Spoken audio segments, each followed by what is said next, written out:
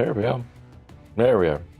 Hello, and welcome again to another day of 90 days of web development. This is day number 6, and today we're going to do a quiz from Free Code Camp, the Design Fundamentals quiz, and we're going to continue doing some React styling using Podman containers and Node or npm and Vite, I think is what we're using. And VS Codium is the tool that I use, not VS Code, but it's basically the same thing, just without the telemetry tracking. So, and all that AI bullshit. So we're gonna get started with a review of yesterday. What did we do? We covered we did the review. We reviewed our design fundamentals that we learned earlier in the week. We from with the CSS design, and started where we finished chapter 3 of Learn React with Typescript, and all the other React hooks, questions and answers from there as well. We played around with some of the questions on in our Podman container and our project that we had set up for the chapter. And we set up a new project for the alert component for the styling the alert component that we we didn't do. I did it a long time ago with chapter 2 of the Learn React with Typescript book. So we're on to the approaches to styling React front ends, and we looked at some plain CSS and and started to look at CSS modules. So we'll continue with CSS modules and Tailwind CSS, learn what that's all about. Some basics, I guess, using SVGs as well, which is something that I haven't done yet. To be honest, I haven't played around with manipulating vector graphics using CSS and JavaScript and TypeScript and all that stuff. And then there'll be other styling approaches. So I think we'll be able to get pretty far into that. The quiz should go pretty quickly, and then we'll jump right into that. So, yeah, learned quite a bit, I think, this week. So we'll get started with and the new thing that I'm doing now, not a dozen pomodoros. It's going to be 10 pomodoros of 24 minutes each. Short break in between. After 5, not 6, after 5, we will do a lunch break for 40 minutes. So that is the schedule for today, the agenda. Let's get started with this quiz here. And I will start the timer. Let's have a good day learning and using Pomodoro technique here.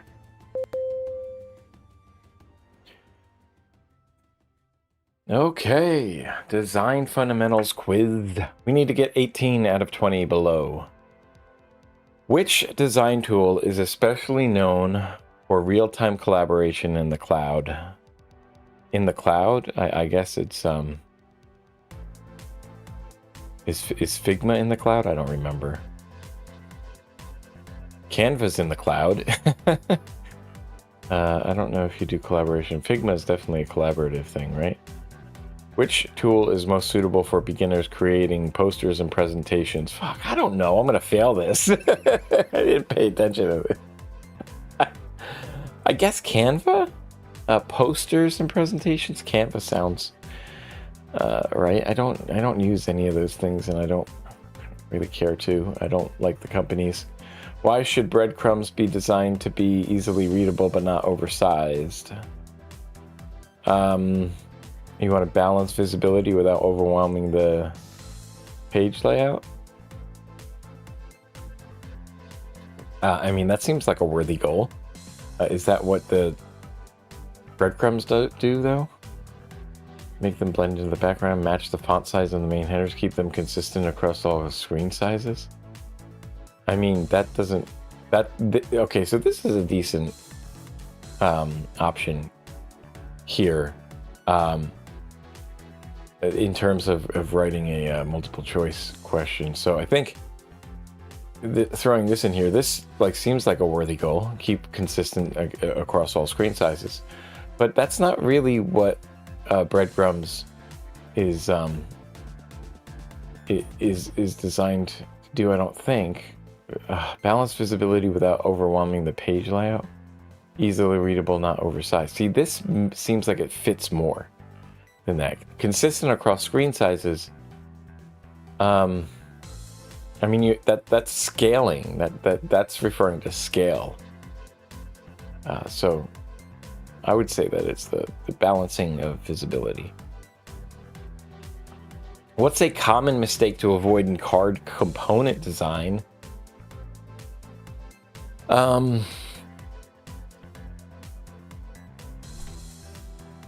Displaying too much information at once is usually that they're using white space effectively. Well, you want to use white space effectively with the cards. You want to be able to like showcase the background and make it differentiate it from the other things on the page.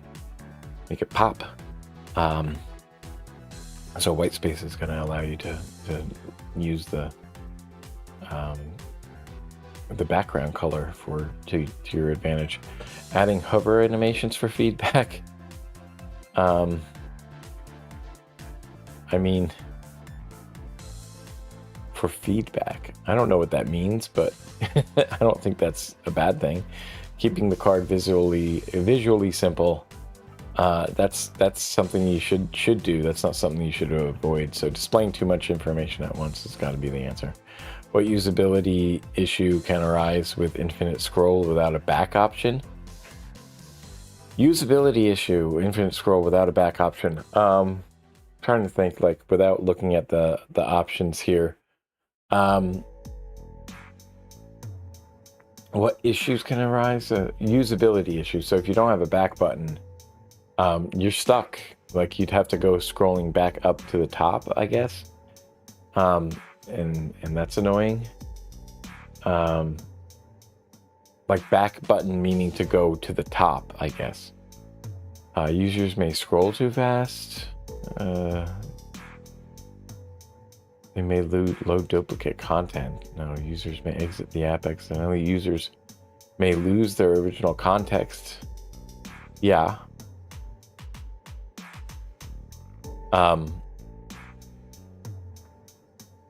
Users may exit the app accidentally. So if you hit the back button on your browser, you might exit the app. That could be a thing.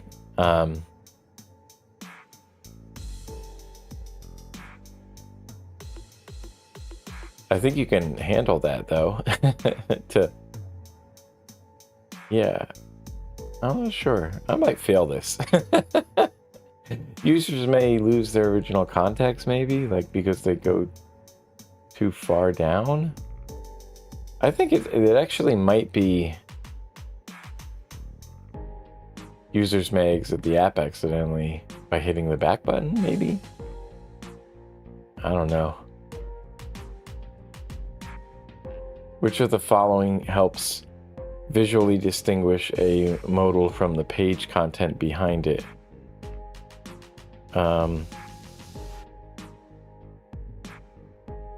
Using a dim overlay on the background content. That's usually what it's done. Shadow to modal buttons. That's not really gonna help. Animating the modal with a fade. Okay. Increasing modal. Yeah, but then once the animation's over, then what? Somebody looked away from their screen while the animation was going and they come back. That won't help. Increasing modal font size significantly. I don't know.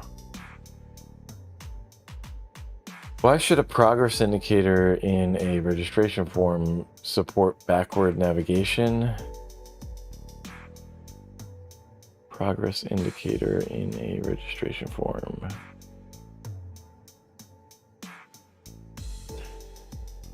I mean, it improves usability because the user can see how long it's taking. When using progressive enhancement, what's the primary benefit to users on older devices or browsers? They're redirected to mobile optimized sites. No, they see a basic version of animations. I don't think that's right? So they get alerted to upgrade their browser. Well, they can still access essential content and features. That's what you want. What might deferred lazy registration improve, or why might deferred lazy registration improve conversion rates? It requires fewer third-party integrations. That's not really relevant. Reduces back-end authentication load. We haven't even touched on that. It hides premium features? Well, no, I don't think so. It lets the users explore before committing. Yeah, of course. What does a good responsive image setup accomplish on mobile devices? Mobile devices, it adapts image size without losing quality.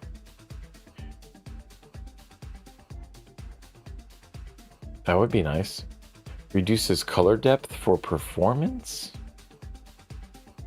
I don't know about that. You don't really need to do that. Stretches images to fill available space. This might have been an older thing. Reduce, to improve performance on mobile versus desktop, but the mobile devices are just as good as desktop stuff, and now, because everything's been kind of centered around mobile, it's already kind of optimized. It triggers a mobile only animation. No. I think it adapts image size without losing quality.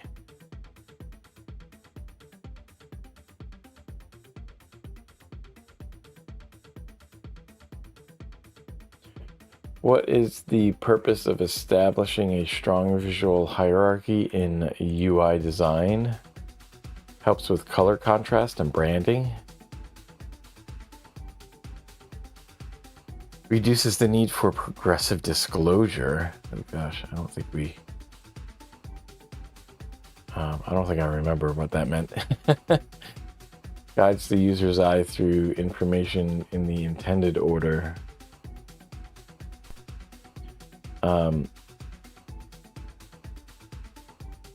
That's more likely. Ensures animations run smoothly on low-end devices. Why is contrast more than just choosing black text on a white? About matching brand fonts? Fonts. Contrast ensures pixel perfect accuracy. Okay. Mainly about marketing visibility? No. Contrast must work across all lighting conditions and devices.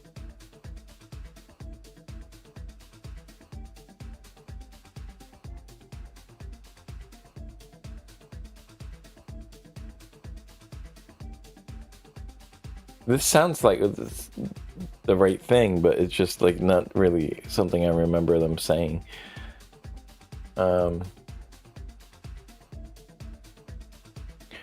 Why is user testing critical when refining an interface design? Helps finalize stakeholder preferences? No. Reduces the time spent on writing design briefs?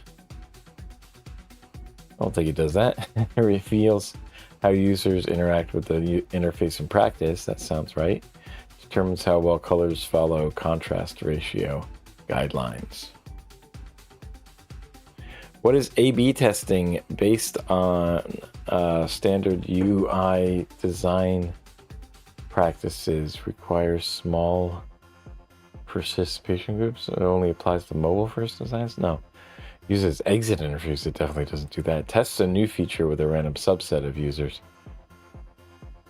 What does alignment help achieve in visual layout? Balances all colors equally across the design. It's about the elements, I thought. It forces all elements into the same grid. It makes the design look organized and visually clean. That's what you're looking for. Which of the following best describes the goal of composition in visual design? The goal of composition in visual design. Goal of composition. Grouping all elements in one corner of the screen. No, scaling up every element to fit the full canvas. Arranging elements so they relate to each other in a harmonious way. One of these things is written not like the other. One of these says harmonious. They should like throw out some distractors like harmonious something.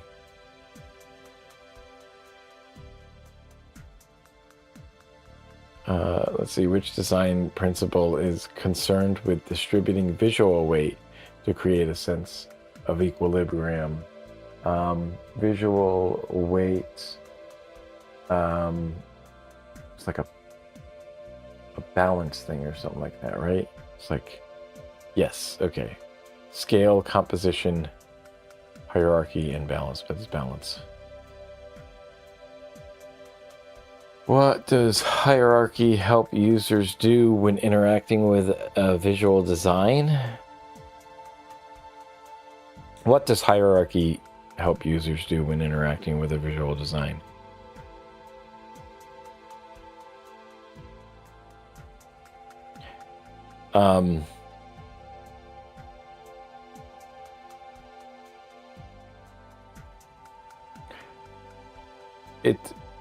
I think we're talking about the importance of elements. So making something text larger in comparison to others makes it more important. So important, it lets the user know which elements should be important and which, kind of guides the user. Yeah, understand which elements are most important at a glance. Access navigation menus without scrolling. Right, whatever. Which of the following best defines white space in a design context? Well, it's the negative space. It's the space between elements. Right?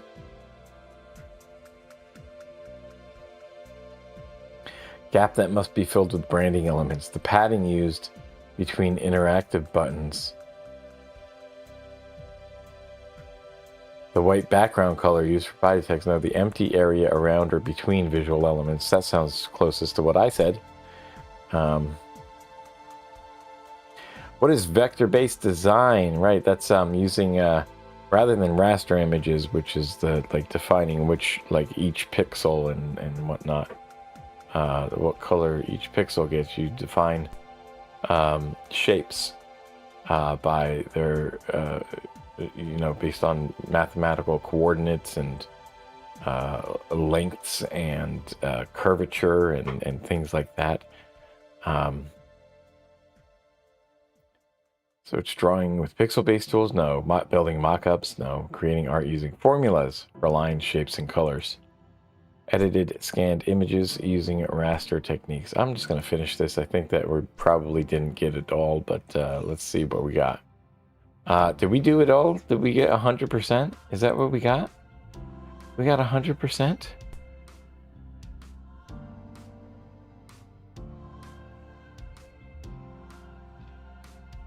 No, because we got this one wrong. Users may lose their original. It was users may lose their original context. That was what I thought, but yeah. I talked myself into the other one. You lose their original context, but the thing is, they're going to lose their original context anyway, how far they go down there, and they just keep loading without going to the top. I keep thinking of Blue Sky because you can just keep scrolling through lots of comments and replies to a post, and then like you're just like, well, I don't remember what this was talking about. You know, but there's still the back option. The back option still exists. I can still go back. I don't know. All right, so we will submit and go to the next challenge, which is going to be absolute and relative units. We're going to step aside from that, though. We're not going to do that right now. We are going to put this aside for next week. Absolute and relative units, pseudoclasses and elements, colors. I think we should be able to do some of these next week. We should be able to do this absolute and relative units. And then this only says 8 elements. 1, 2, 3. 1, 2, 3, 4, 5. There's only 8 in that one, so we could probably bunch this together. Absolute and relative units, pseudoclasses and elements. We'll probably do that in one day, and then we'll go back to doing all the React stuff. I think what I want to do, I'll have to think about how I structure this. I think what I want to do is learn about this stuff.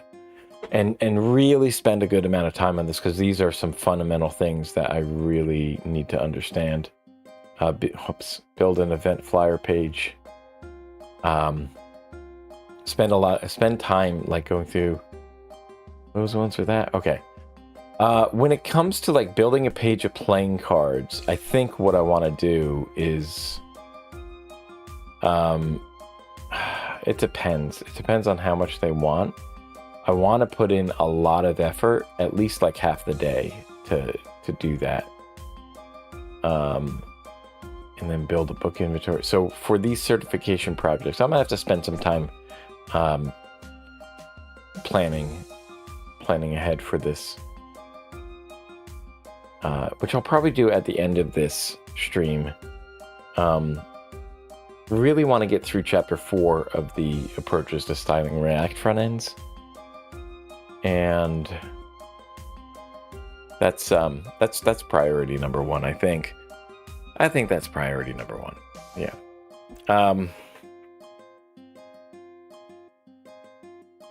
Yeah. And then I'll work on scheduling. So let me make myself a little note of the agenda here. Where we did the intro and all that stuff. We did the design fundamentals quiz.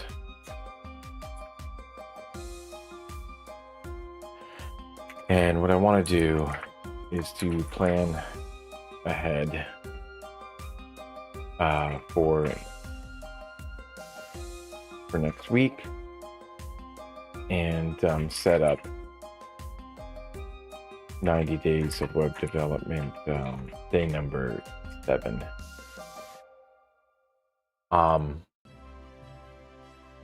Yeah, that's what I want to do. Okay, and we still have the schedule, right? Schedule is on track here. We have Monday, Tuesday,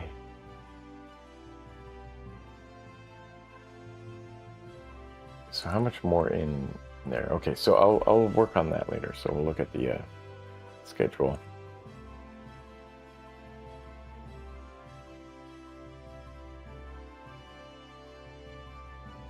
Look at the schedule and that. So that's what I'll do at the end. But we're gonna focus on learning React with TypeScript. So we'll spend the next couple minutes just setting that up. Setting up our development environment. And to do that, we're going to, oopsie, okay, wait a minute, that's on the wrong one. Yeah, here, okay, so I'm gonna cd into my current project. I'm gonna, actually, let me see, echo. No, it's not doing it. React, yes, I think I want to be here, right? Because we want to see that there's the VS Code there.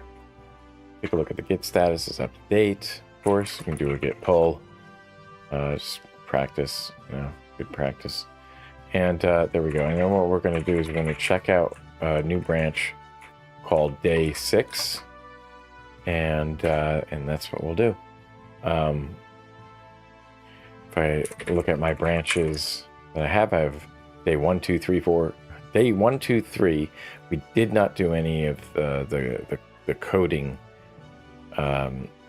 aspect here. We did just the CSS, which was all handled online at Free Code Camp. And so then we're on day 6. So we have 5 and 6 there, and then we have the main. So what I'm going to do is I'm going to spin up my Podman container, or my Podman machine. We'll start our Podman machine.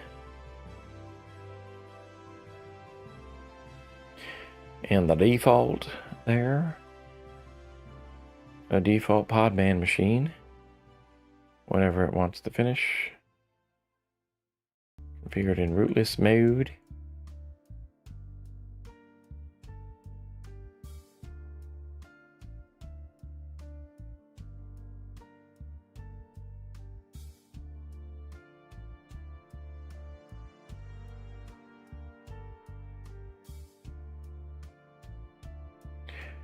I don't know what the API forwarding listening on the npipe Docker engine, Docker API clients default to this address. I don't know what that means. That is something I'd like to learn, but right now I'm focused on the web development stuff. So we're going to open up Codium, and we're also going to access. We're going to access WSL. We're going to access our terminal in WSL, which I think is using Ubuntu. And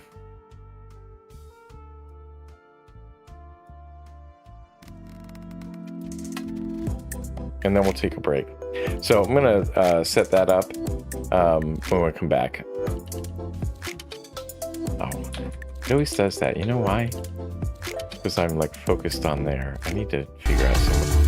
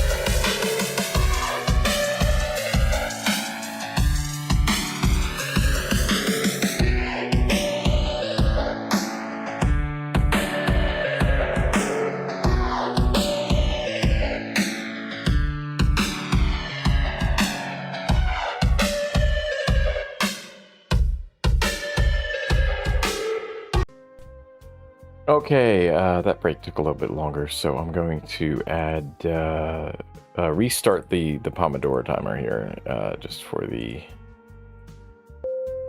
thing here. There we go. Okay.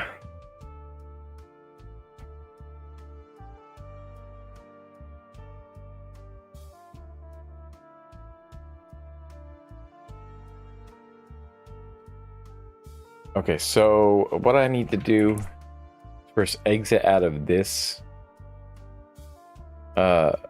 shell and go into, I don't know what the difference is. How do you tell which shell you're in? Why does that light up? It's a weird thing with this terminal. Why does it flash like that?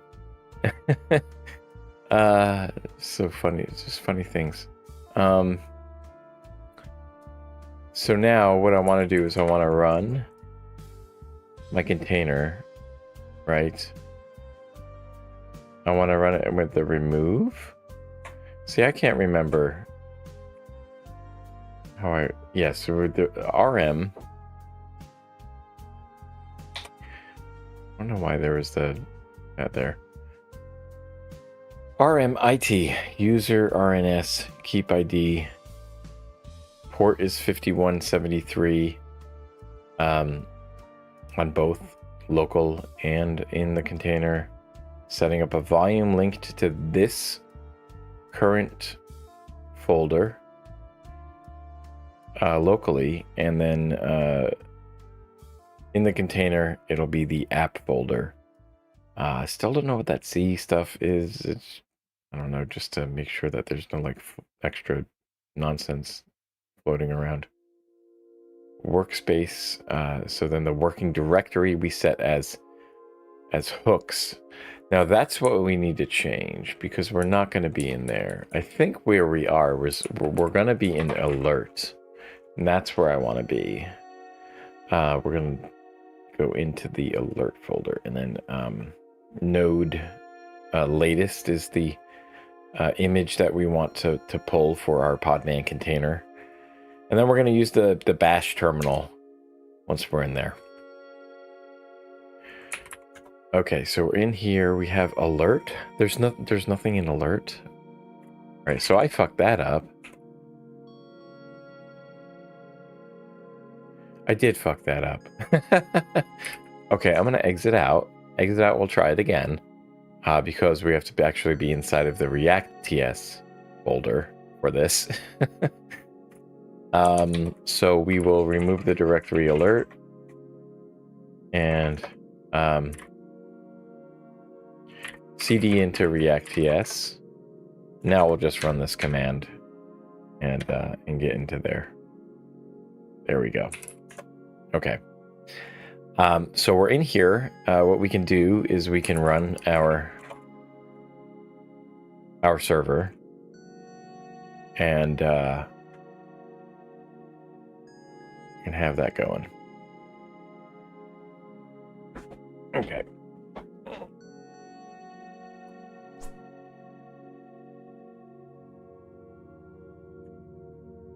We'll open this up in our LibreWolf browser. Yeah, there we go. And then we can probably just like put this aside. I'll just minimize the terminal for that. And we're going to be using the bash terminal down here to interact with our local files here, which then get which in the container we're actually interacting with the files that are in the container by setting it up this way. Okay, so the last time we looked at styling, we had this border for the alert container. See, I thought that the border is transparent. Border's transparent. But if I did it as like black, we would see a difference there. There we go. We'll keep it at transparent. That's what it was. Why isn't it modified? So I modified it in some way that I didn't think that I did. Okay, so now it's back. Okay. We were looking at plain CSS. So we played around with doing some of that plain CSS. We looked at the document properties as well, or the development tools, and we looked at the document. And we saw that what happens is that you actually like those things that you would think were external CSS, they actually just get imported as internal CSS with the in the HTML document that's generated. That's interesting. That's not what I thought would happen. It's a little odd. It's a little odd to me that that's what would be going on. But I guess maybe because it allows you to optimize the payload a little better. It seems marginally. It seems like a marginal improvement, but I guess if you have really complex, really long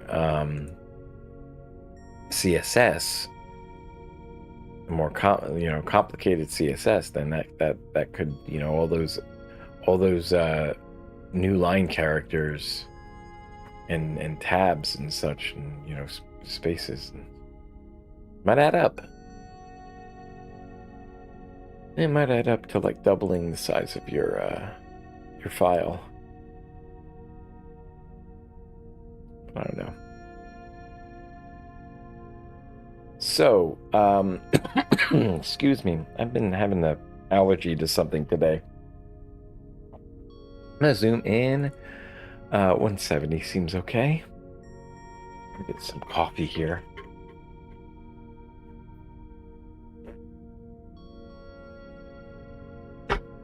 Yeah. Okay. So we styled this little thingy here. Okay. Alrighty. So what do I want to do now? Let's go through this using CSS modules. So we looked at let's actually go through a recap of the. This is something I haven't been practicing, but I think it's a good practice. I should go back through the clips that I have so far. Oh, you know what? We need to add a new chapter. What was I doing for these? Let me see. We need to add.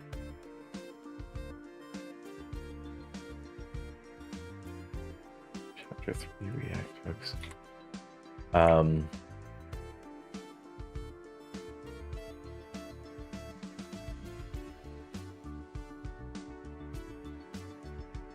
Yeah, right here. Is it? Was it 3 or? I think it was 4. And we'll do chapter 4. Approaches to styling front ends.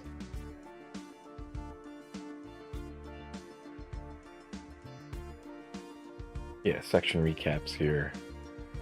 Clips. I have to set a separate thing for the clips that I did. Let's see. Will that render? Yeah, this is part of that. Main CSS. Vite doesn't remove.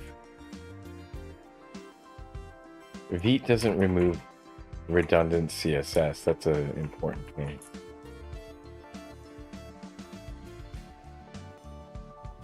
Important to remember.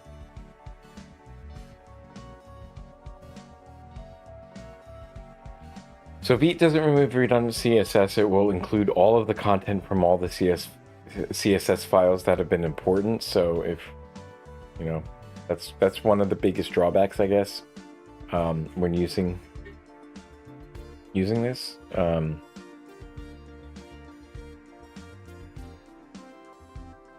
And I guess we're going to learn how to handle that. And plain CSS classes are scoped to the whole app, not just the file it's imported into.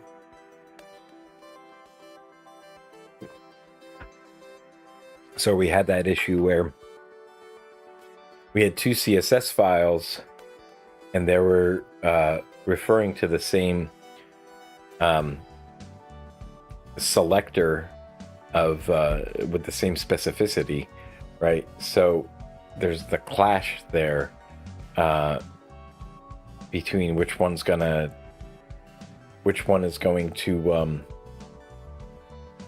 apply.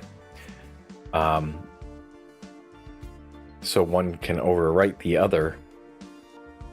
So you had this naming convention, like we did here with the alert container, with the double underscores, and that's the block and the element. So the block is handled with the space, separating the block and the element is handled with a double underscore in between, and then the hyphen or the dash is used to separate your modifier. So if there was I think it's double dashes, if I remember correctly, and we can go actually to that should go to that file, or to that page. Let me review this, because this is something that I wanted to do yesterday. I just didn't feel up to it. So the block element modifier methodology, commonly referred to as BEM, okay, what's happened there, is a popular naming convention in CSS, HTML, and CSS. So it was developed by the team at Yandex. I don't know who Yandex is. I don't really care. Goal is to help developers better understand the relationship between the HTML and CSS in a given project. Can I, yeah, I think we want it just so that it's more justified to the whole page here. Here's an example of what CSS developer writing in the BEM style might write. So you have BTN, a block component, right? BTN double underscore price is a element that depends upon the block, and then a modifier that changes the style of the block. So BTN dash dash orange. So you're either referring to elements or modifiers, or you use all of them. In this CSS methodology, a block is a top-level abstraction of a new component. For example, a button, dot btn, and the open and closing braces. This block should be thought of as a parent. Child items or elements can be placed inside, and these are denoted by two underscores following the name of the block, like button price. Okay.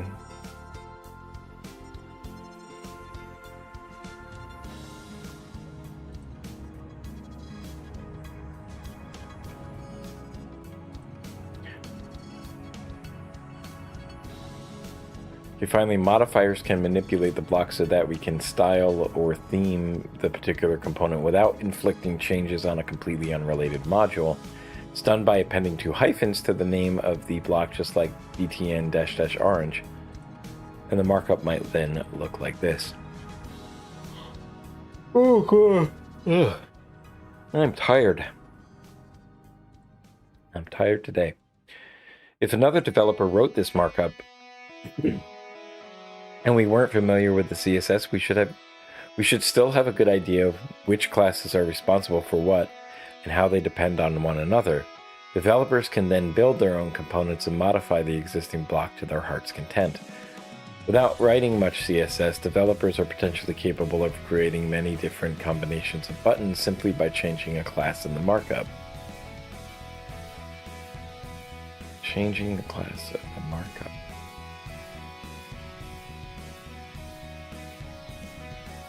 You can't open that page, but at first the syntax might be that. So I don't know why. CodePen. Okay, I can't open CodePen. That's fine. I don't really care. It seems slower than simply making a new class for each type of button, but this is not the case for several reasons we'll cover.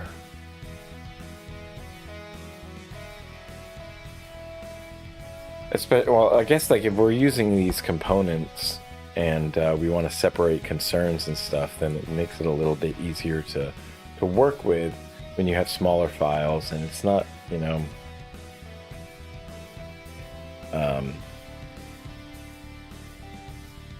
yeah. When you're using with like those smaller files, it's just easier, I guess, to navigate those files and make changes. Why should we consider BEM? If we want to make a new style of a component, we can easily see which modifiers and children already exist. We might even realize we don't need to write any CSS in the first place because there is a pre-existing modifier that does what we need. I'm not sure I understand that part.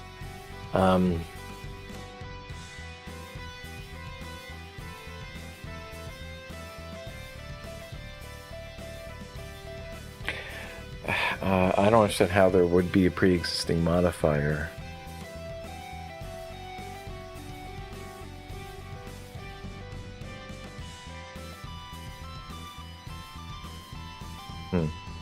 If we are reading the markup instead of CSS, we should be able to quickly get an idea of which element depends on another. In the previous example, we see that BTN price depends on BTN, even if we don't know what that does just yet.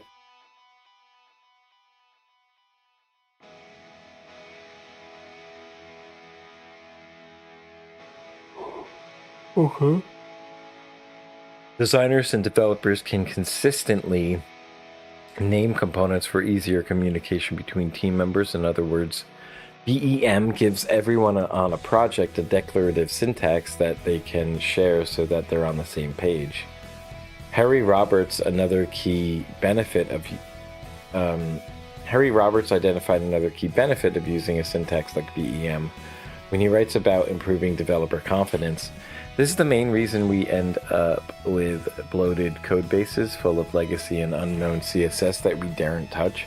We lack the confidence to be able to work with and modify existing styles because we fear the consequences of CSS's globally operating and leaky nature. Almost all problems with CSS at scale boil down to confidence or lack thereof. People don't know what things do anymore. People don't make changes because they don't know how far-reaching the effects will be.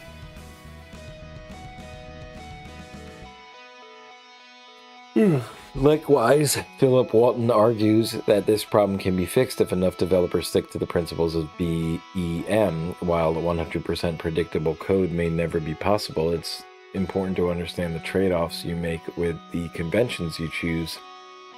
If you follow strict BEM conventions, you will be able to update and add to your CSS in the future with the full confidence that your changes will not have side effects. So if developers can work on a project more confidently, then they're sure to make smarter decisions about how these visual components should be used. This methodology might not be a perfect cure for all these ailments, but it certainly gives developers a standard on which to write better, more maintainable code in the future. Another smart part of BEM is that everything is a class and nothing is nested. That makes CSS specificity very flat and low, which is a good idea. It means you won't end up fighting with yourself over specificity.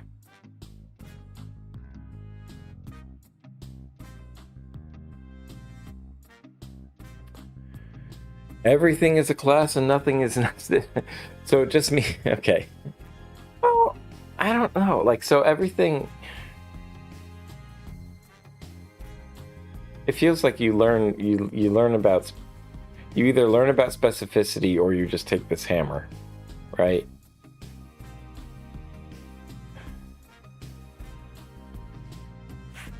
I don't know. What is this? It's a good idea.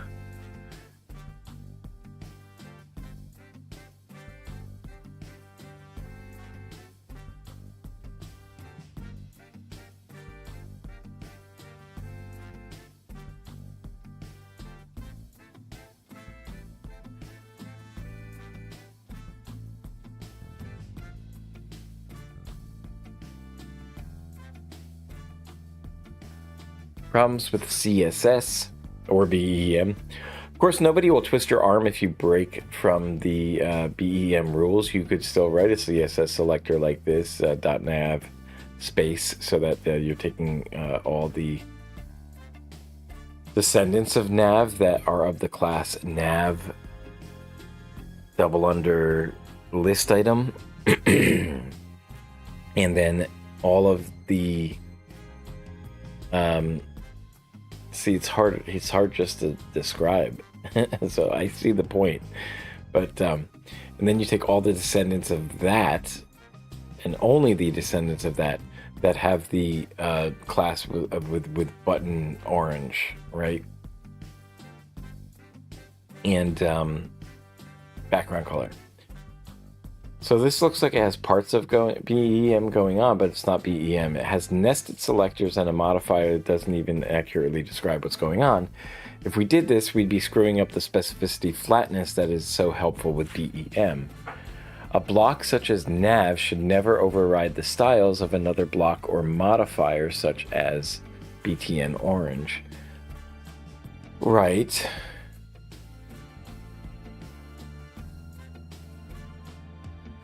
Otherwise, this would make it almost impossible to read the HTML and understand what this component does.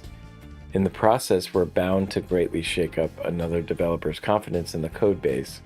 This goes for HTML as well. What would you expect if you saw the following markup? BTN HTTPS CSStricks.com is the anchor, the link, and inside of that anchor tag, you have two items. Item 1 and item 2. That's weird. They're both list items. Nav, list item.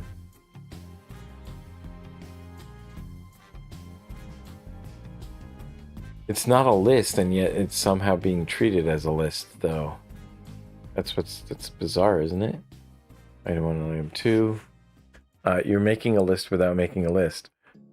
An element in a completely unrelated block has the code a developer needed, but the child elements don't require a nav class as the parent. This makes for an exceptionally confusing and inconsistent code base, which should be avoided at all costs. So we can summarize these problems by never overriding modifiers in an unrelated block.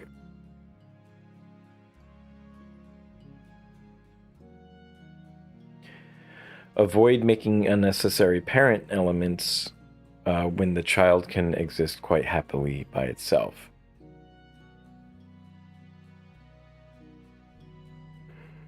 Ooh.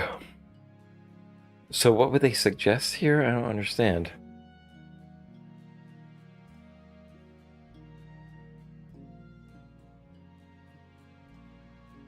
Can't we use list items and then like control the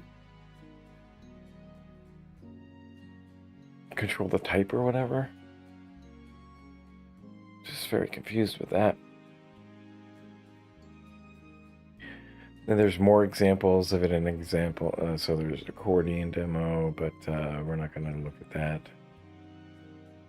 In this example, there's one block, two elements, and one modifier. Here we've created an accordion. Oh, lets us know we shouldn't use it on another block or element.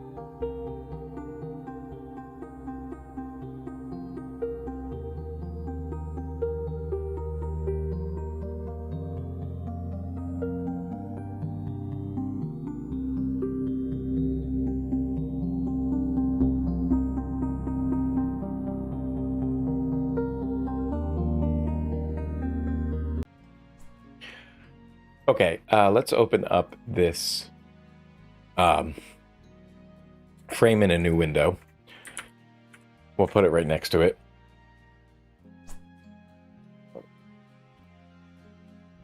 So we have the HTML, this and that, and then we have the result, I guess we can put up right next to here. There we go. Okay.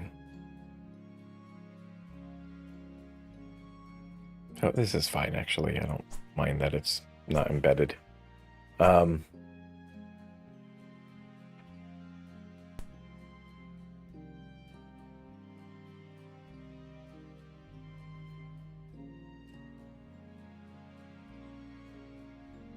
Accordion copy open.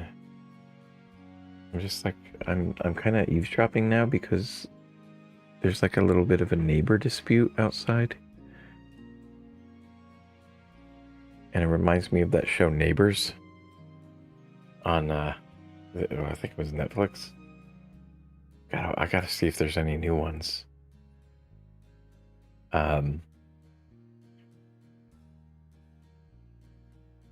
We always hear the neighbor, like, they have parties and stuff. And,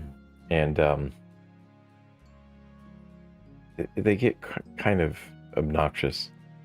And so, and they just like go back, there's like this big lot back here, and then sometimes they urinate back there. And the neighbor yelled over to them, the one that's across from us, across from the big lot that's there. And the neighbor, I heard yell at them, say, "Stay away from my garden in the middle of the night."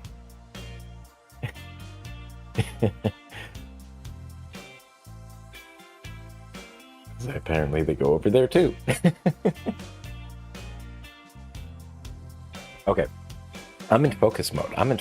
This is me focusing. This is me focused. Accordion copy. So we have this accordion copy open modifier. Here we've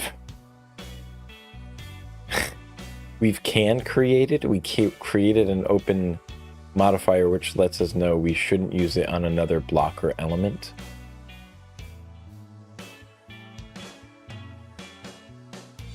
Okay. And accordion copy. Okay. Accordion copy. And you just basically...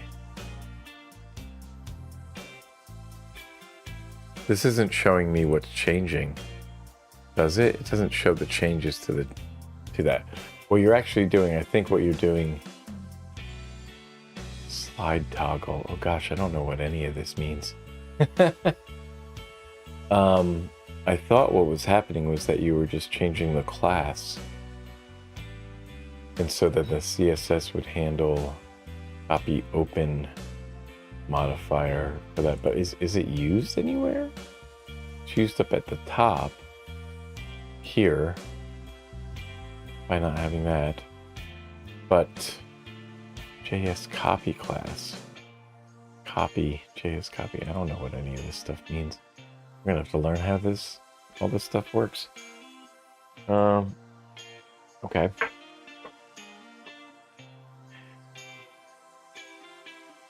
I need to like create a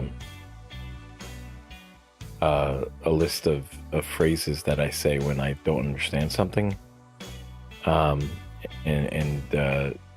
then make my content searchable, and then search through and find those, because at the end I want to be like, I don't understand this, and then like show later like I do understand it now.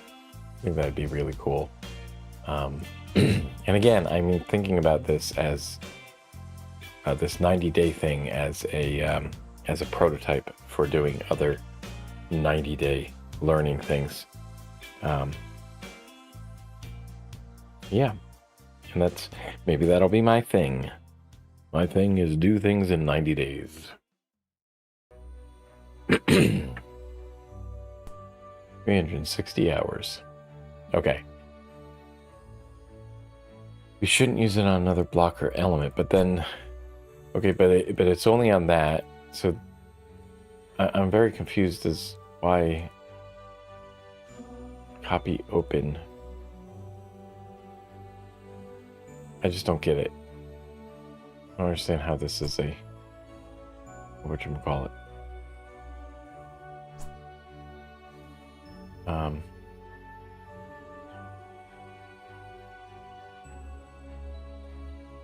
Open frame in a new tab. We'll put the tab over here. This navigation demo has one block. Let's see.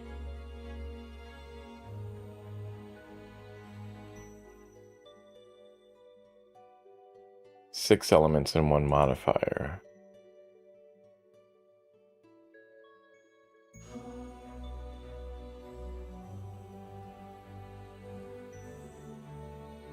So we're dropping this down. Okay.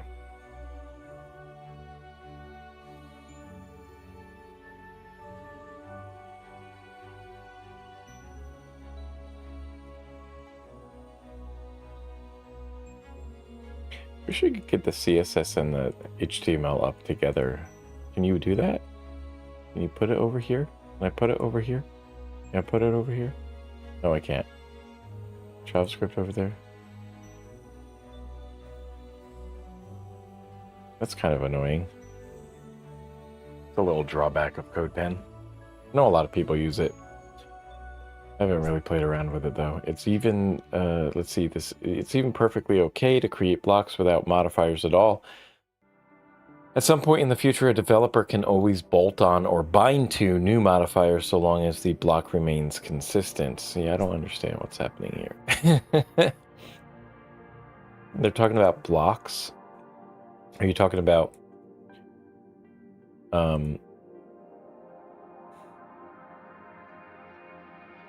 you talking about these things? Or the one block? So one block is the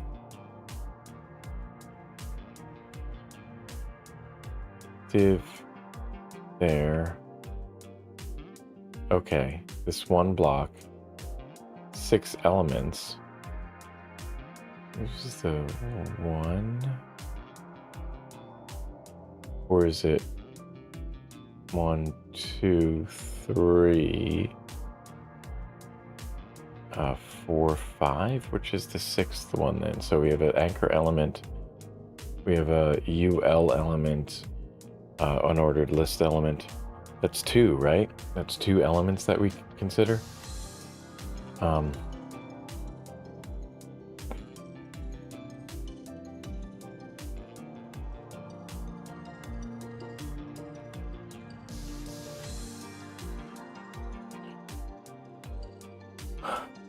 One block. Oh, we're talking about the CSS. So one block, there's one.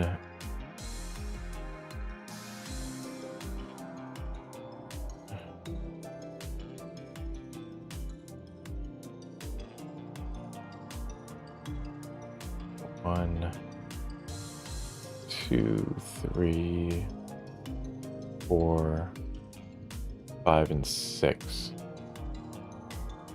Menu call. So menu trigger, menu row, that's 2. Menu list is 3. Menu link is 4. Menu drop down is 5, and menu call is 6. Okay. And one modifier was the active modifier on menu trigger. It's even perfectly okay to create blocks without modifiers at all. At some point in the future, a developer can always bolt on or bind to new modifiers as long as they're consistent. Okay. Okay. This likes the BEM. Perhaps you don't like the double underscores or double dashes thing.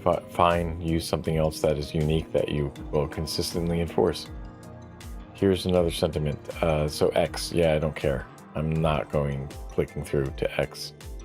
Those last 3 selectors all have different specificity levels. They either require parents or not.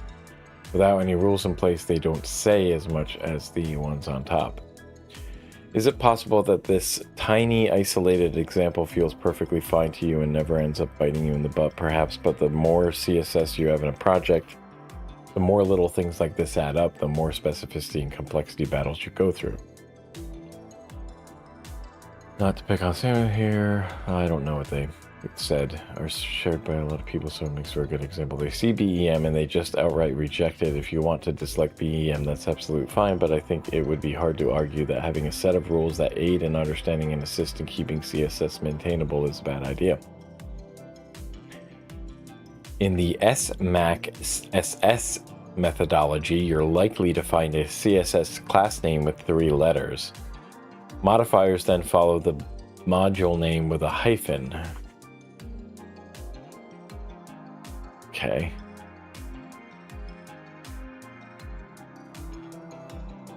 SMA CSS. SMA CSS. Okay. Makes more sense. And they just use dashes, which is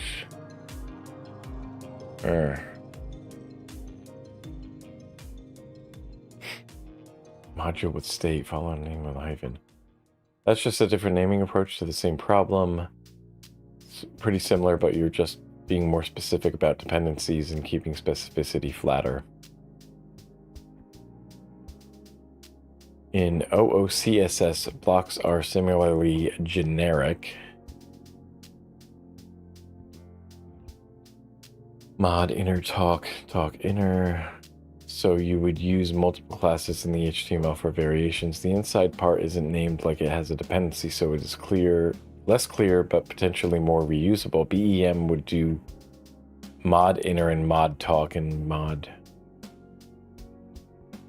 part of module, talk module variation. I was talking about this like before when we did the one lab or the project.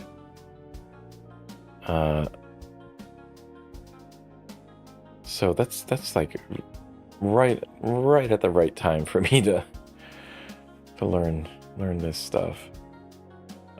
These are just variations on methodology. Remember that nobody is twisting your arm here. These are self-imposed rules where the value comes from following them.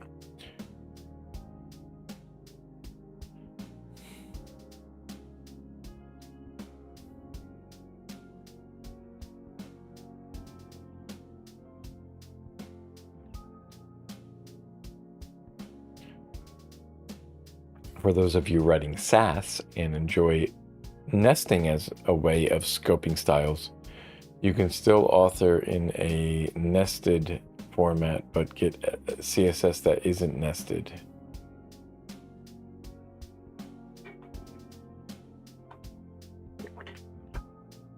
Using these queries here at root.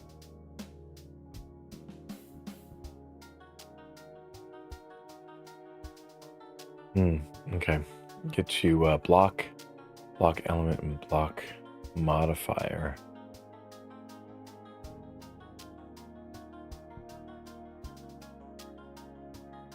Arguably easier to read, right?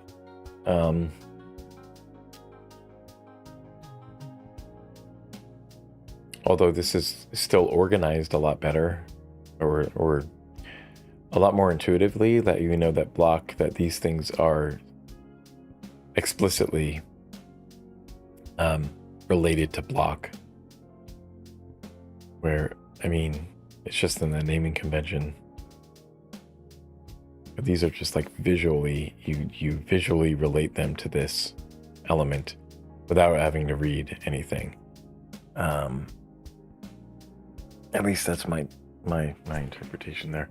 You have BEM constructor and this other stuff. Well, what's this? Learn to play and win real money online. Great. Okay, cool. OOCSS.org. Wow.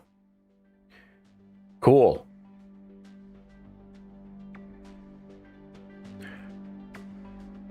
What is this? What the hell is this? An online casino now? Is this what they wanted to?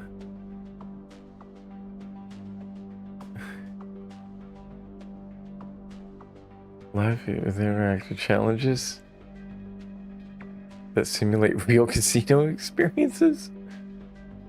I don't think this is what they wanted to link to. Oh my gosh. What the hell are we doing here? What are we doing? What's going on?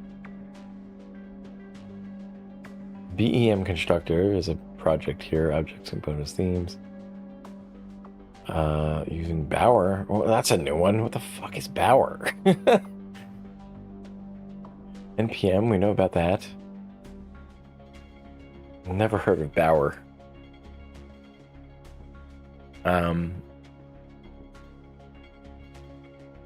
Okay. So then this creates the stuff for you, just with that. Is it really hard to think about giving names to it? I guess if you're just trying to abstract things and make it programmatic, you know, to create it programmatically. Maybe. I don't get it though.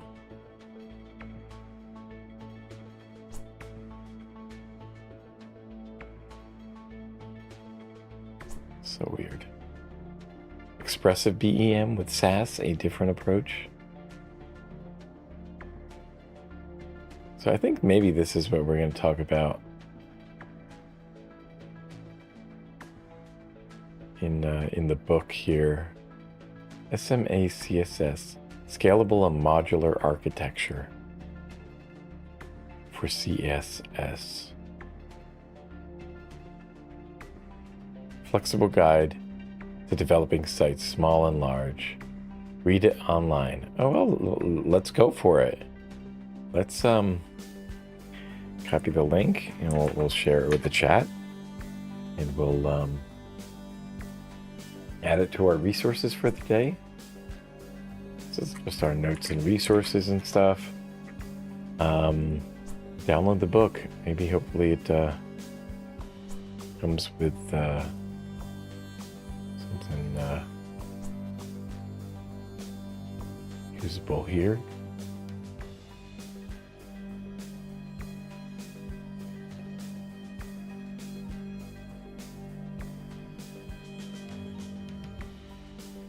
Let me get something up here.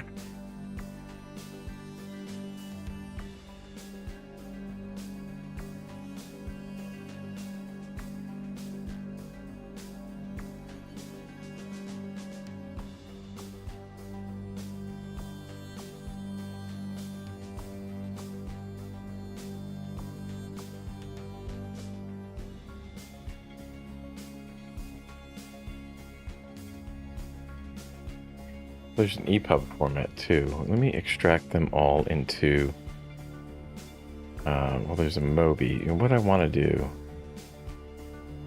just copy it into the other one.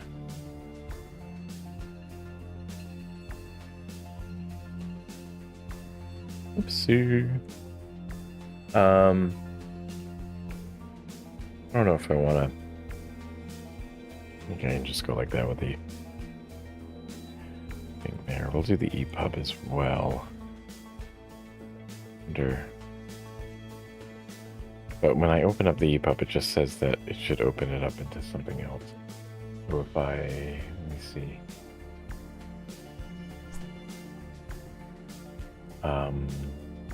EPUB?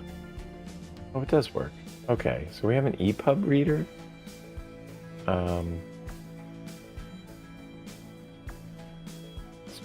A flexible guide to developing sites small and large. Yes, you have to use these. Let's see, categorizing, new contexts. This, I wonder what the PDF looks like. Maybe the PDF is a little. Create a new note. That's interesting. Okay, let's go to the PDF here. Here we go. There's a PDF. We can shrink it down. Fit the page. There we go. Okay. Well.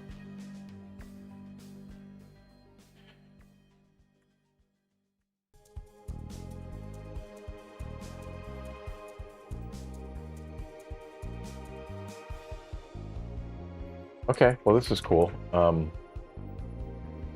can set up a book note or something for that. We'll put that in the Learn Development.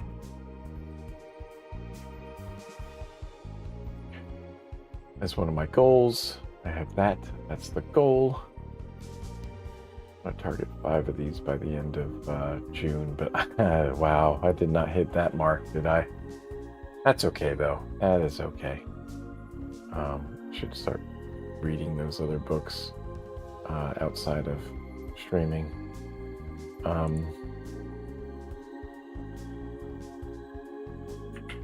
Let's add another book. We're going to add a book down here. Let's put that somewhere up here.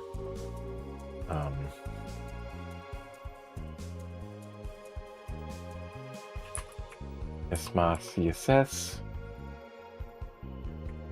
Do that PDF file there. Maybe we can, maybe we'll accomplish that one. Maybe we'll get that one. That's a small one. It's a small book. With that, to our list of things to learn, to read. It's not bad. It's not a bad thing here. Okay.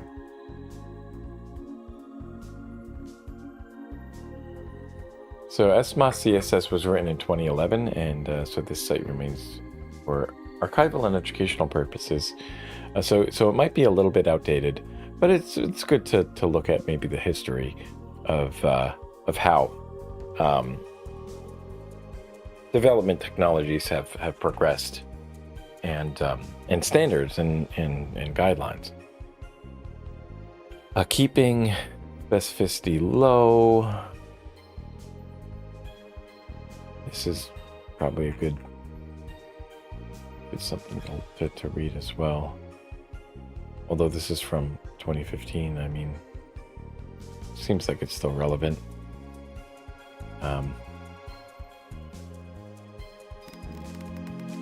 Okay, so to summarize, it's fair to say that even though BAM won't solve all the problems, it's extraordinarily useful for constructing scalable and maintainable interfaces where everyone on the team should have a clear idea of how things can be improved.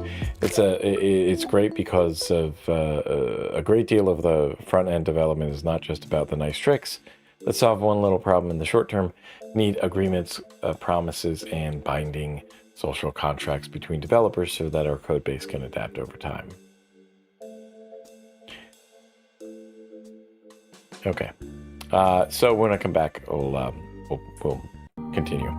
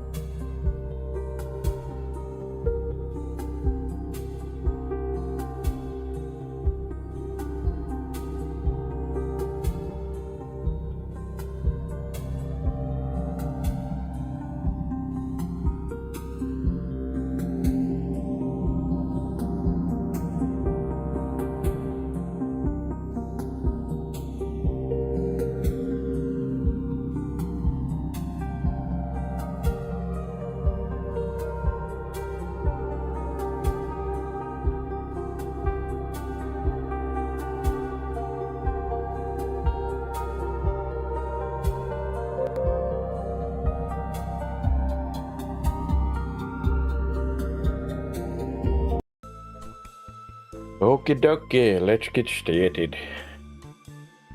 Using CSS modules. So in this section, we'll be understanding CSS modules and use them within the alert component we've been working on. And we were working that on day 6, or day 5 as well. So if you want to go back and check the later half of that stream, you can catch up with what I was doing there.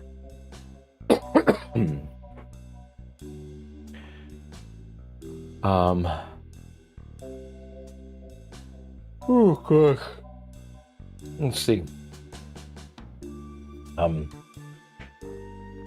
CSS modules. Oh, that's an open source library. Interestingly enough. Okay. Open source library. All night and let's see if. Good questions. Oh wait, that's from day 5. We need to open up day 6. For some reason, I ended up in the wrong spot. Oh, come on, really? Okay. There we go. Okay.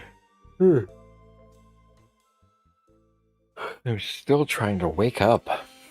We are on our 4th pomodoro already. We're going to be taking a lunch after the next one. So, boy, it's been a week. Yeah, CSS modules is an open source library.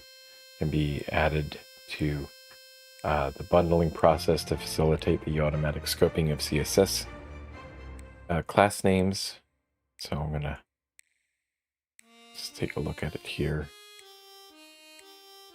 A CSS module is a CSS file that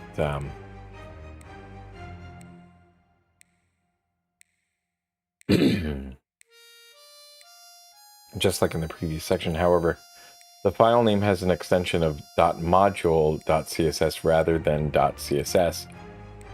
The special extension allows Vite to differentiate a CSS module file from a plain CSS file so that it can be processed differently.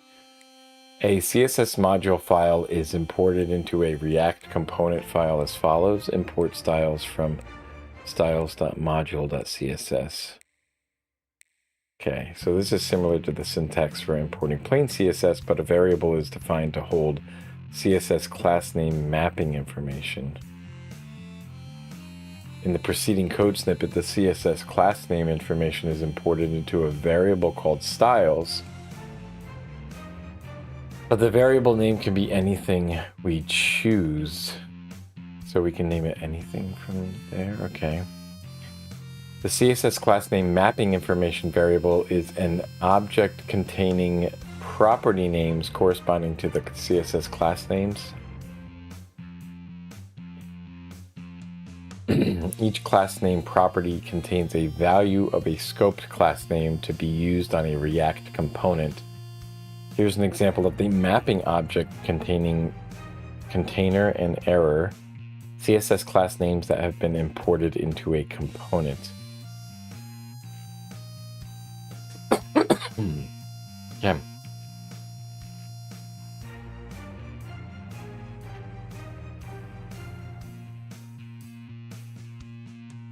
So we have container 16 MBB one, where these like underscores at the beginning and in between. It's interesting.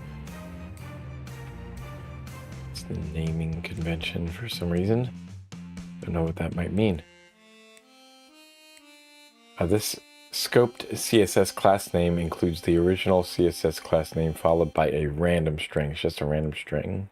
But then why is it like the same 16 MBB? This naming construct prevents class names from clashing.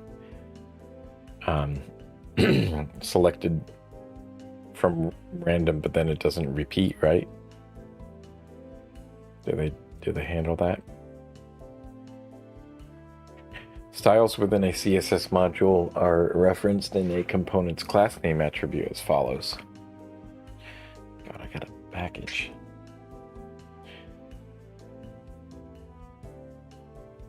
Oh gosh. Styles within a CSS, so it's span class name styles.error. Ugh. The CSS class name on the element would then resolve to the scoped class name. In the preceding code snippet, styles.error would resolve to error 16 MBB7. So the styles in the running app will be scoped style names and not the original class names. Projects created using V already have CSS modules installed and configured. This means we don't have to install CSS modules in order to start using them in our project. So next we will use CSS modules in the alert component we've worked on.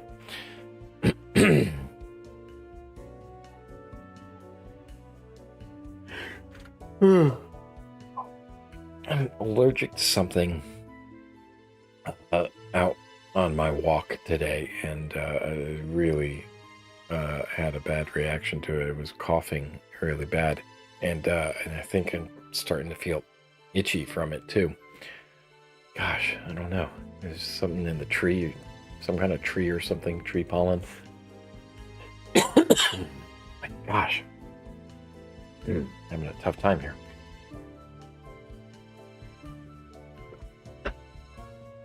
Okay.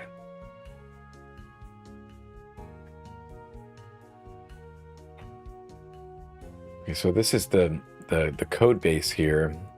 Why I can't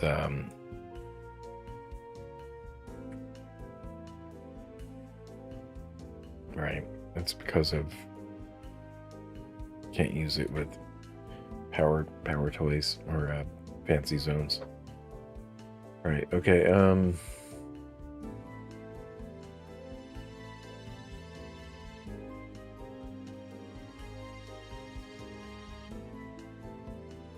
okay.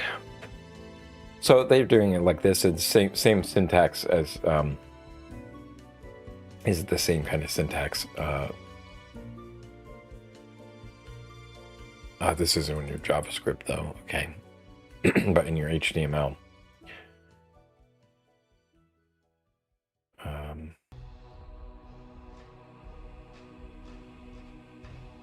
You use the braces for some reason. Okay, whatever. This is just docs, so it's a closed source thing, I guess. This is just the docs.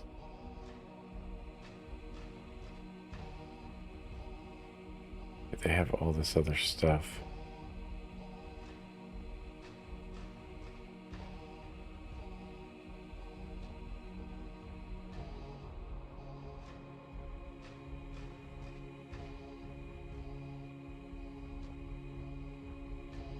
Which one is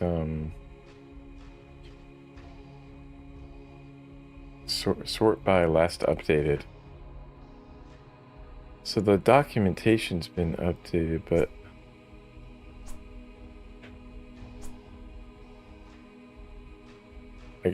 are we sure it's open source? Because it said that it said open source library.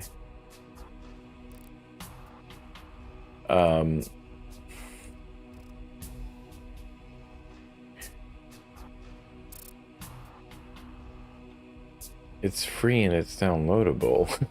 And you can integrate it. It's just that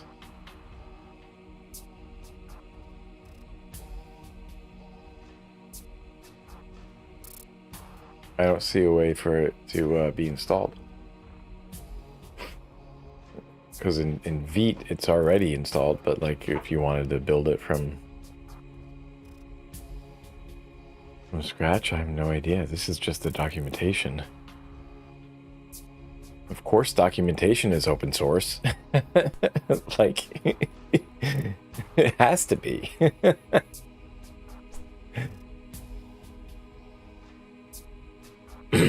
Okay, whatever. I'm thinking too much. My brain's going too deep on this. let's carry out the following steps. We're going to start renaming alert.css to alert.module.css. So let's just make sure that we're on the right branch. We are on day 6, and we'll start making some changes here. So we're going to change the name of this thing. So we're going to do I want to go in? Yeah, I do want to go into the alert folder and start from here. So in our source file, we want to rename this. So what we'll do is we'll just copy, or we'll actually move it. MV alert src alert.css, and we'll just rename it src alert.module.css. And I don't know why we're just renaming, and I think we could copy it, but it's fine. We have the Git, we have the history saved in Git, so we can always go back to that if we want to check out that file and get it from there. So this file can now be used as a CSS module, and we'll open src alert module.css over here.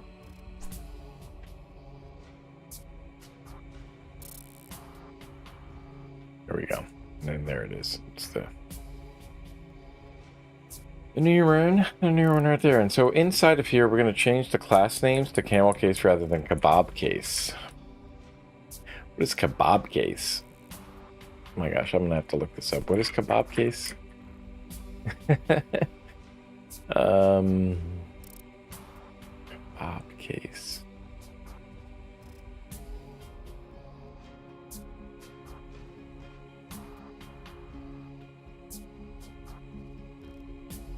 So this will allow us to reference the scoped CSS class names more easily in the component styles.header text rather than styles inside a bracket, and then header text changes or follows.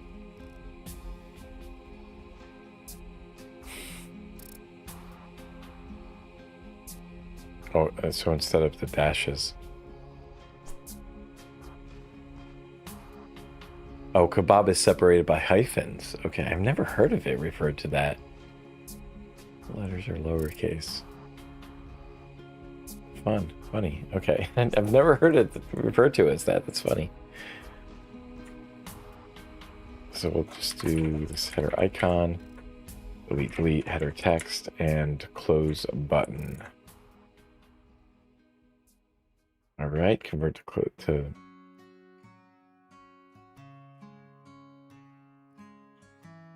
that, and now we're going to open alert.tsx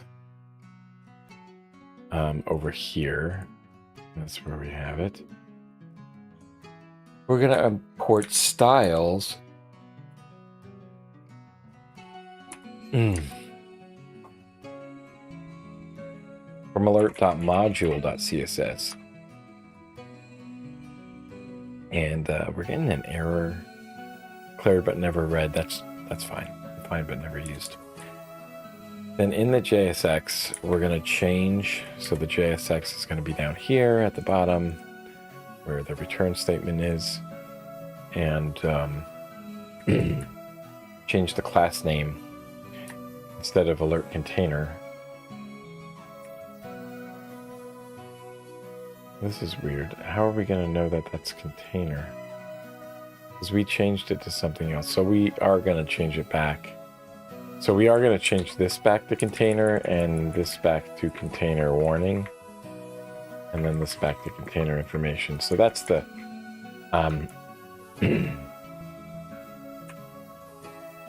that's where we are. So rather than alert container, it's going to be, let's see.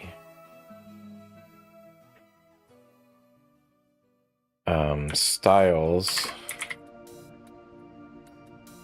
dot container, and then styles dot type.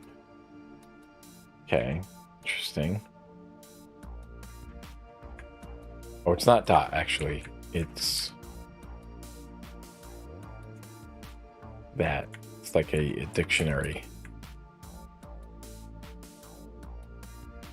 Or it's an object. Styles header. There's a change this to styles header. So we'll just do that. Oh wait, we don't have to have the...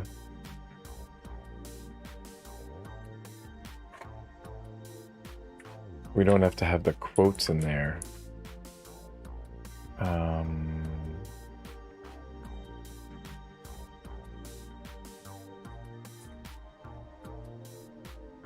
Okay, that's odd.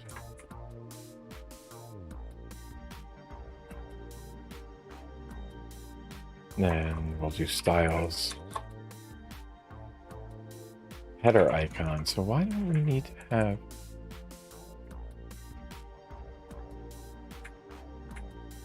This span weave sounds like we don't need to have it in quotes. Because the JSX, we're actually referring to this as the thing there. Oh gosh, when you do it in the brackets there, what does that mean again?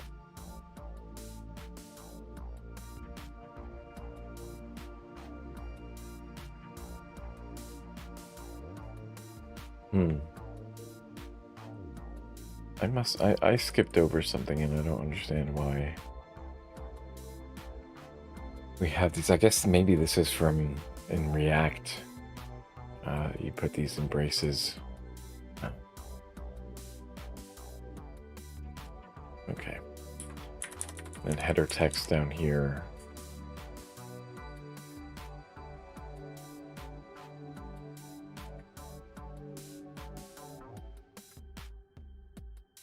Okay. It has to come from styles, that's right. Okay, so we have that. So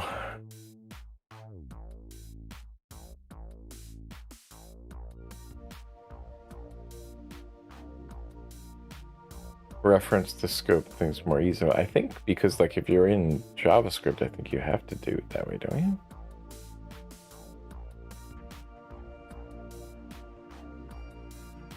Yes, you can reference it. You can reference it more easily, right? Because if you have a hyphen, oh gosh, that shouldn't have happened. I didn't want to have that on.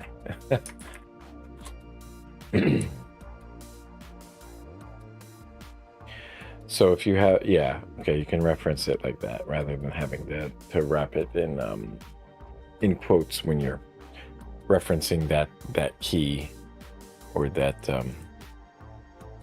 yeah, that property or attribute, whatever you want to call it. In Python, it's called a key.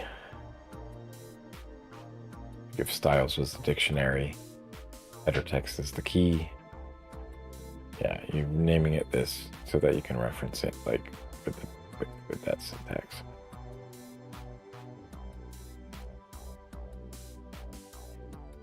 Okay, so we got the header text. Then the other thing we need to do is the styles close button.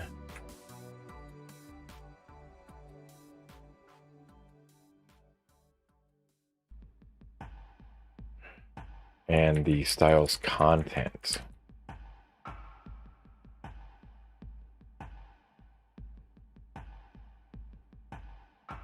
Okay. Okay. We have content in here? Yes, we do. It's at the bottom. Okay. And that's the same thing. So the app isn't already running. Run it. Yeah, I have it running. The alert will no longer have its own gray border. This is a sign that styles are no longer clashing.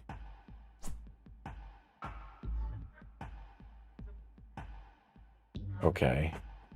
Inspect the elements in the DOM.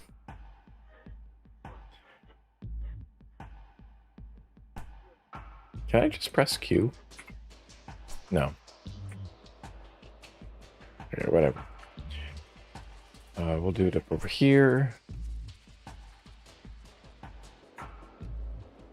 What the heck just happened?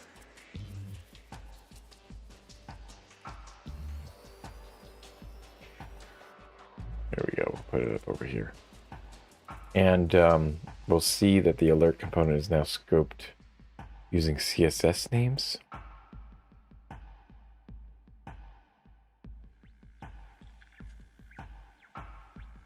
Oh, wait a minute. I didn't want to import the other thing, did I? I don't have it importing like that, do I? We have the alert module there, and then up here we have app CSS. But we don't have alert CSS coming in, but index CSS, alert module CSS, and then app CSS. Okay. Okay.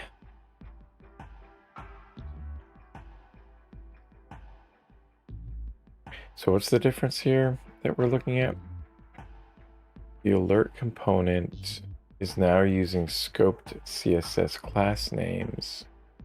So if we open it up, app container.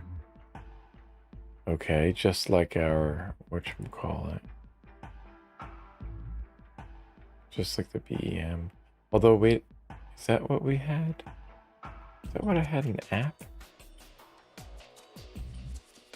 So in app CSS, yes. We can get rid of this, so we have a container there.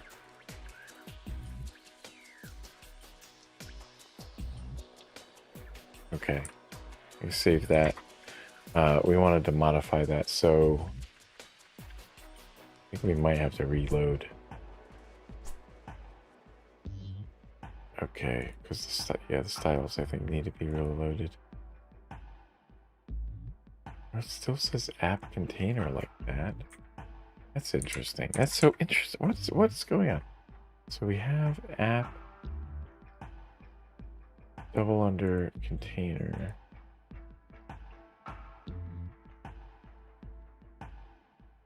App T. Oh, because of this. Okay, never mind. We do container there. Okay.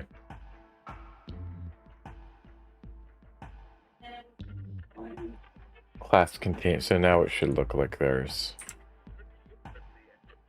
class container. We have the root container and then container with some random string here, random number, information, random number, header, random number. Okay.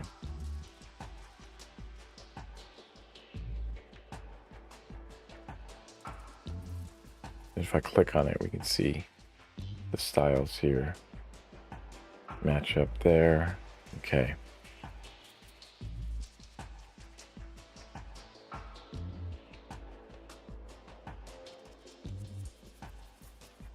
Okay. So everything looks the same here, so it looks good. Stop running the app before continuing to press Control C. I don't like doing Control C. Do we need to stop running the app though to round off our... Okay, we're gonna run, the build command. We're gonna hit Q in here and do that. So when I come back, we'll finish up these steps, but before all,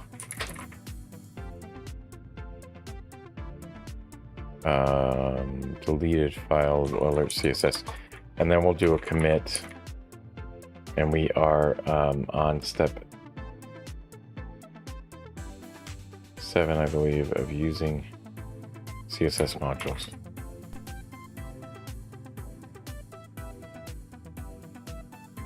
That's going to be step 7, I believe. Yes.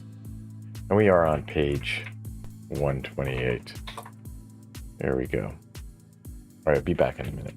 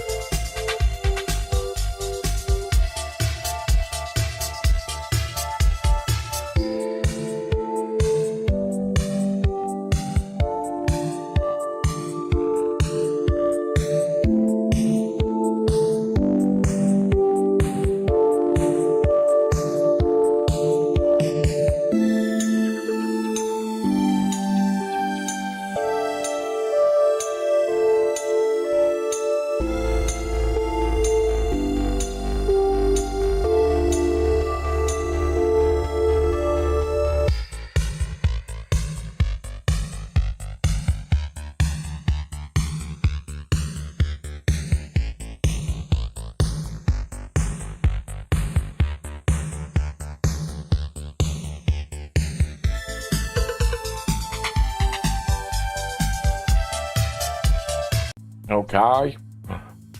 Focus time. Round off our understanding of CSS modules, let's see what happens to CSS in the production build. However, before we do that, let's add a redundant CSS class at the bottom of the alert module.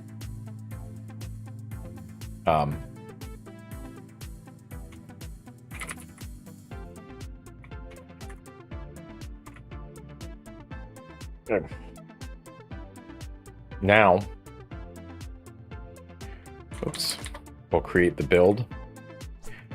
npm run build, and then take a look at the artifacts in the dist folder. So we'll go over to here. We'll look at the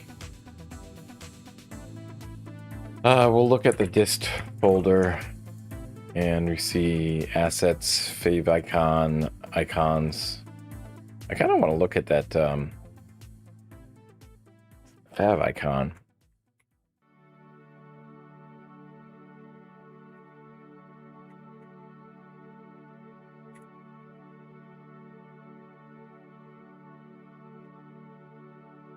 Or icons, anyway.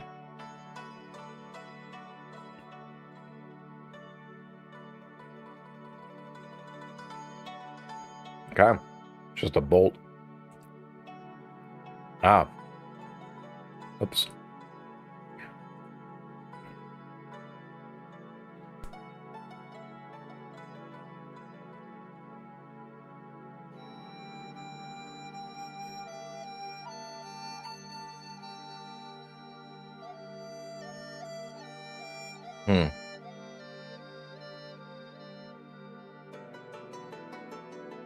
So the bundled CSS, so we'll open that up.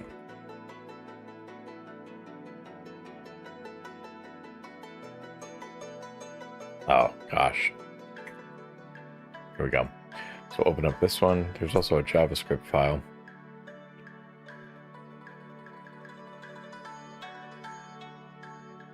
Okay.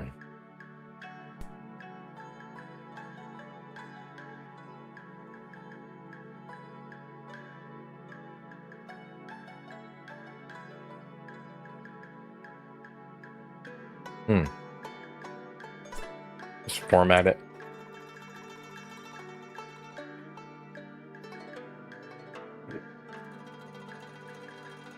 Redundant is in there.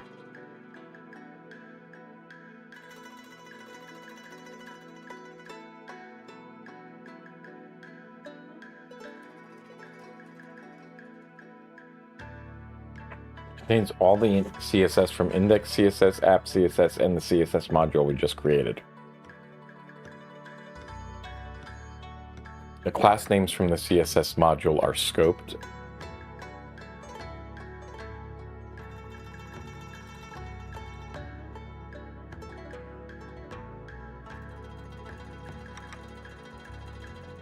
And so this ensures that the styles in production don't clash, like in development mode. And contains this redundant CSS class name from the CSS module. So that's still there. But CSS modules make sure that it doesn't clash. Interesting. So that completes the refactoring of the alert component to use CSS modules. For more information on CSS modules, visit the GitHub repository for that. But here's a recap of what we learned, and I'll add that to our document here of where the heck is it? Section recaps. Should close down the React hooks one, and we'll open up this in editor mode. And we'll set the cursor at 314, at line 314. We'll auto copy and we'll auto paste with PDF++. Here's a recap of what we... Oh, come on, really? No, come on. My mouse is being a pain in the ass. Oh, come on, man. What's happening? We don't... Okay, Go back to that. Oh my gosh. Okay. What is happening? Come on, man. It's not clicking. It's not clicking. Why is it not clicking? Why are you not clicking into here? Okay, hang on. There we go. Now will you do it? There we go. Yes. I need to get a new mouse. Or I need to replace the switch. The left switch. Left click switch.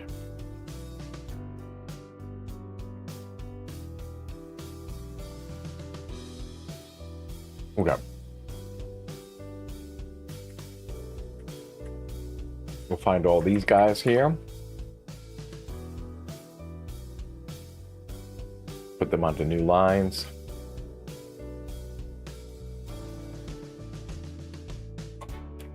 Delete that. And for some reason we have this extra thing in there. I don't know what happened with this. Not how I usually like it. Oh gosh, okay. We just want it, we don't want it to have this call out thing. And we want it to refer to something here. So,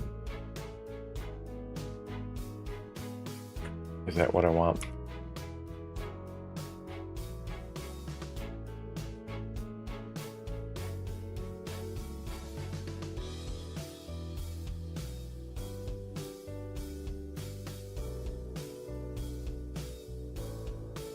That's what I want. There we go. We'll just have to change this back. Let's see. In blue. Section recaps are in that. We don't want quote call out. We want it to be a quote and we want it to be page. So annoying.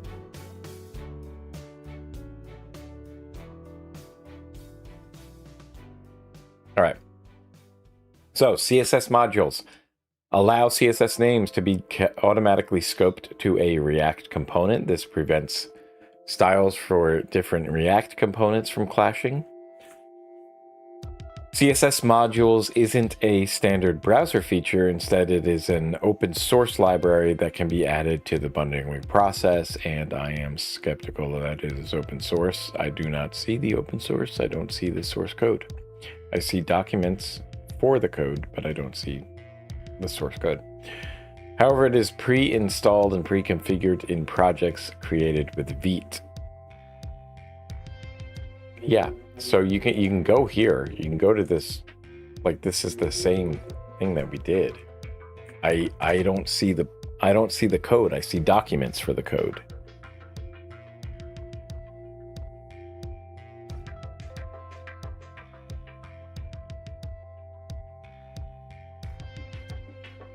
A CSS module is a CSS file where all the class names and animation names are scoped locally by default.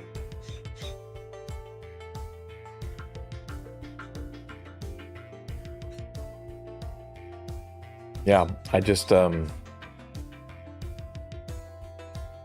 are issues? 119 issues. Are they actually putting issues in here? Does not work. With the SAS loader.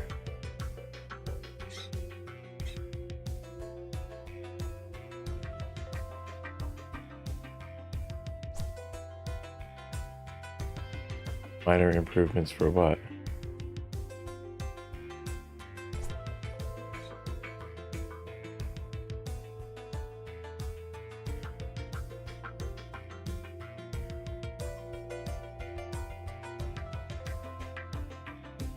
Okay.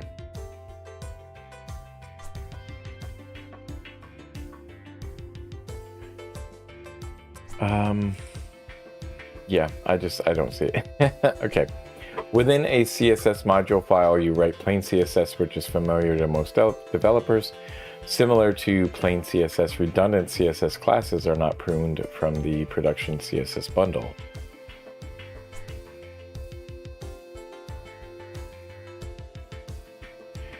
I don't see, so this is an issue, but like how's it going to get addressed?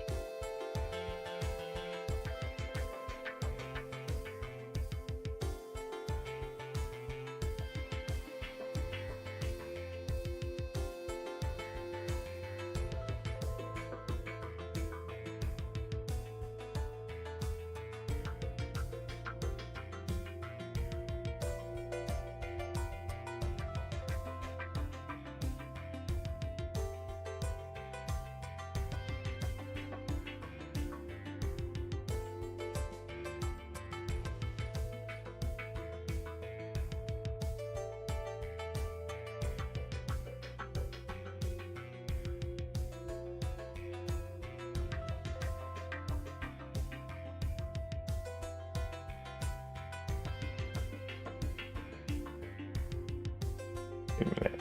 Oh, I don't want to go back to that. Go back to the code page. Is there a releases?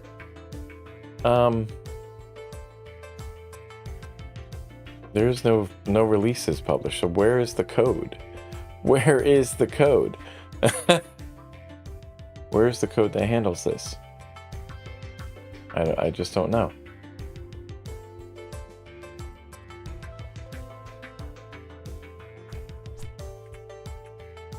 Okay.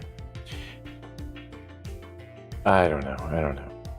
All right, so we're going to learn about Tailwind next. And so we'll commit these changes here. There's been changes to that thing. I don't have to save it. I don't want to save it. Not anything in the disk. That's not going to matter anyway. Alert module we'll keep open for a second. We'll take a look at which files changed. It's just the alert stuff. Alert. We'll add all of the alert stuff, and so take a look at make sure that got added, but deleted is there. Oh, we need to add this. Add src alert. It should have been getting tracked. It should have been tracked. I just don't understand why. All right, we'll finish.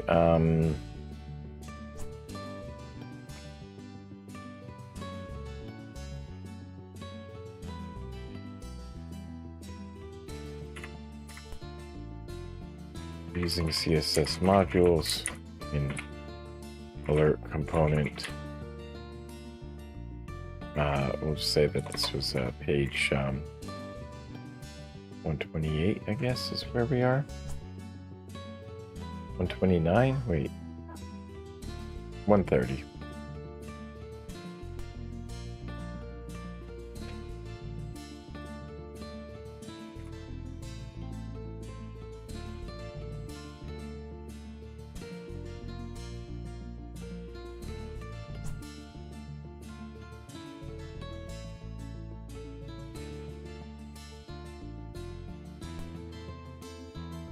Okay.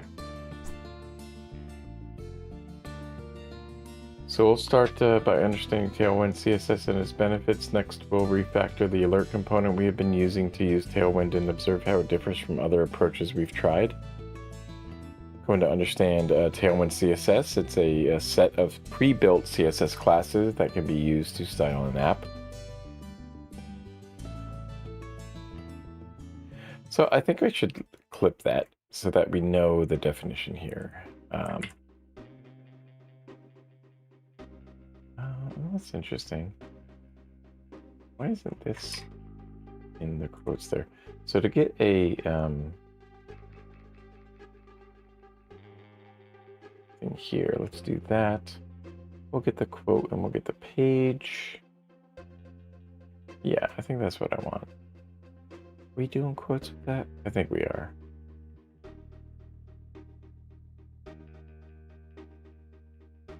Okay, wait, maybe it's not. Maybe we're not doing it like that. I think maybe we are doing it this way. All right, we have that on. We have the PDF++ toggle autocopy, toggle paste. Hate that I have to always like remember that, but let's highlight this part. Tailwind is a set of pre-built CSS classes that can be used to style an app, referred to as a utility-first CSS framework, because the pre-built classes can be thought of as flexible utilities. Yeah, what happens because it goes from that to that. I think I gotta like keep it there. There it goes. It's so odd. It's such odd behavior.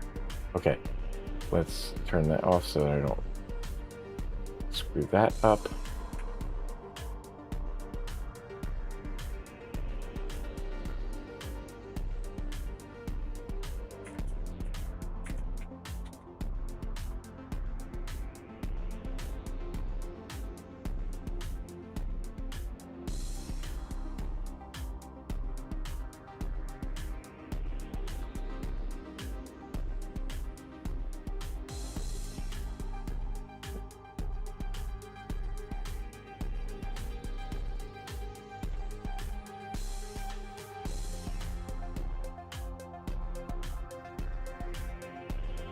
So an example CSS class is BG white, which styles the background of an element white. BG is short for background, naturally. Another example is BG orange 500, which sets the background color to a 500 shade of orange. What does that mean? What does that mean? Tailwind contains a nice color palette that can be customized. The utility classes can be used together to style an element, and the following example styles a button element in JSX. It's border none, rounded MD, BG emerald 700, text white, cursor pointer. So many fucking classes. Yeah, but it tells you like how it's going to be styled. That's, you know, important, I guess. Here's an example of the classes used in the preceding example.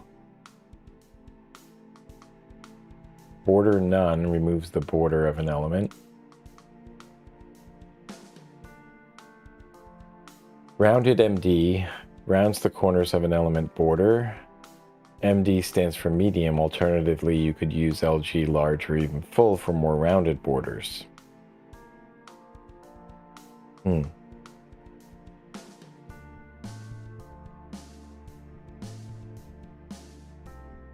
BG Emerald 700 sets the element background color to a 700 shade of emerald.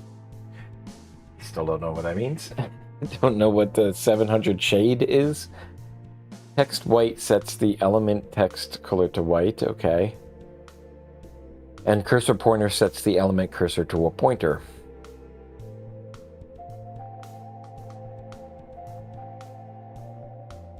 Okay, alternatively, you could use LG large or even full for more rounded borders.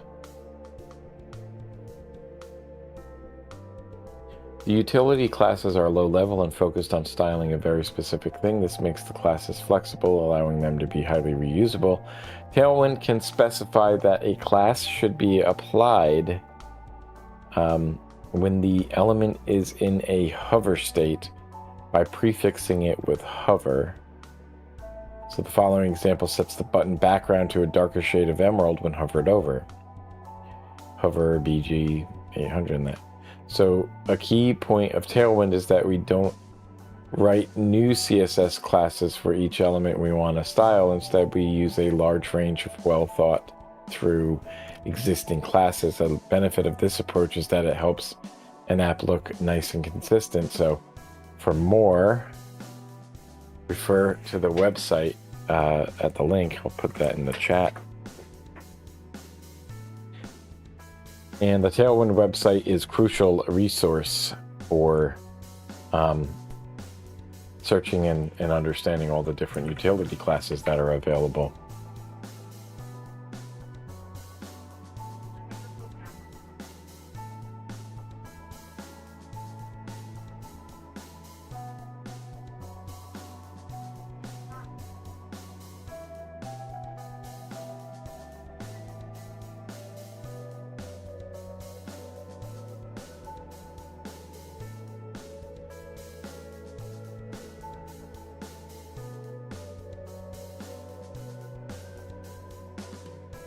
CSS variables.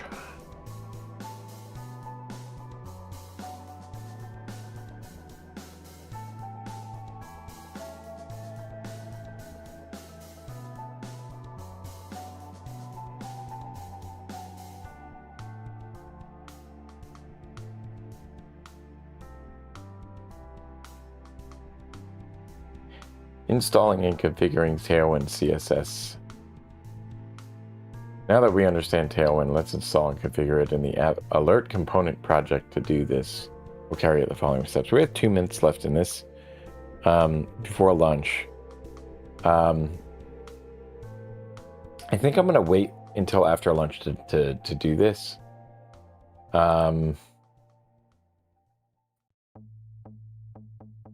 Actually, let's just run this command and we will see if that takes a long time to start there. Wait, I need to get back over to my container, and we are going to do npm I as a developer, as a development module. We're installing Tailwind CSS and Tailwind CSS V's, I guess. So it might take a minute for that to go. So we'll run that. Again, like for some reason, lots of resources are already allocated. So I think the Podman machine is a little light on resources here. I don't know how to allocate more resources to WSL. But I'm fine waiting. I mean, I could run this on a different server and optimize it for running development. But we'll just do this. It's going to take a while by the looks of it. So we'll go to lunch and we'll be back and we'll tackle the Tailwind CSS. We can mark off that we did, let's see.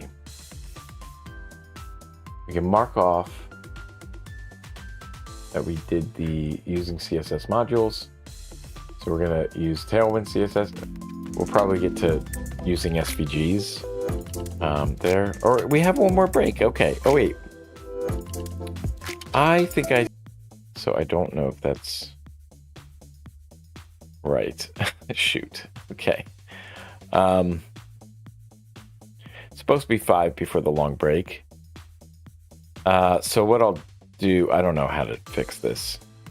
I don't have an option. I can reset the session, but okay, that sucks. Something in the way that it's handled there. So what we'll do, I'll reset the session. Maybe we'll even go and do like 10 more pomodoros after. So pause the timer, reset the session. Maybe we'll go and do even more after lunch, but we'll take a lunch. Yeah, see how that goes. Okay.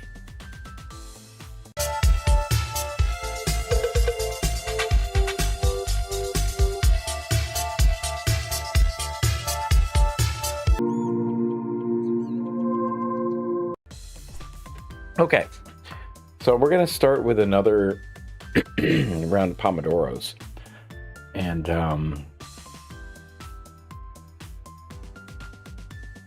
some features that I'd like to add to this are, the ability to set where we are in the Pomodoro thing. I want to change some of the features here. So these are the features that I have for this. Oh gosh, why is this so effed up?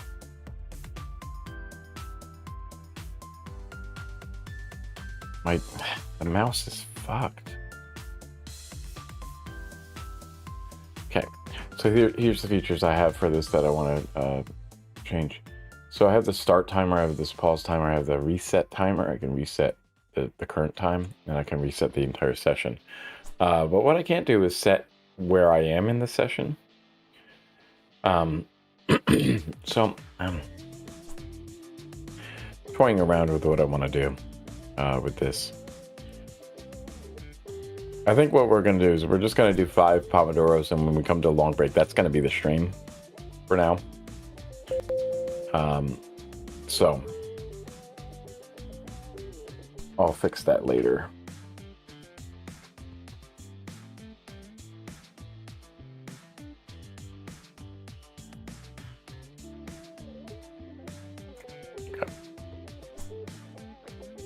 So we set up, before we went on break, we installed Tailwind into our project here. And now we are, so we're on step 1 of this. And this is Learn to React with TypeScript by Rippon. And page 131 here, installing and configuring Tailwind CSS. Now that we understand Tailwind, let's install and configure it in the alert component project. And so we did that part. And the Tailwind library is installed as a development dependency. That's the D flag there, because it's not required at runtime. And then we have to update our Vite config. So we'll go over to our IDE here with VS Codium, and we will, so we'll open that up. So I can go Control P and find that Vite config file, and we want the alert one. We were working on a different project yesterday with the hooks. So we have our plugins here. At the top here, we want to import Tailwind CSS from Tailwind CSS Vite. And then we can open up the index CSS in the source file folder. Source folder here, and at the top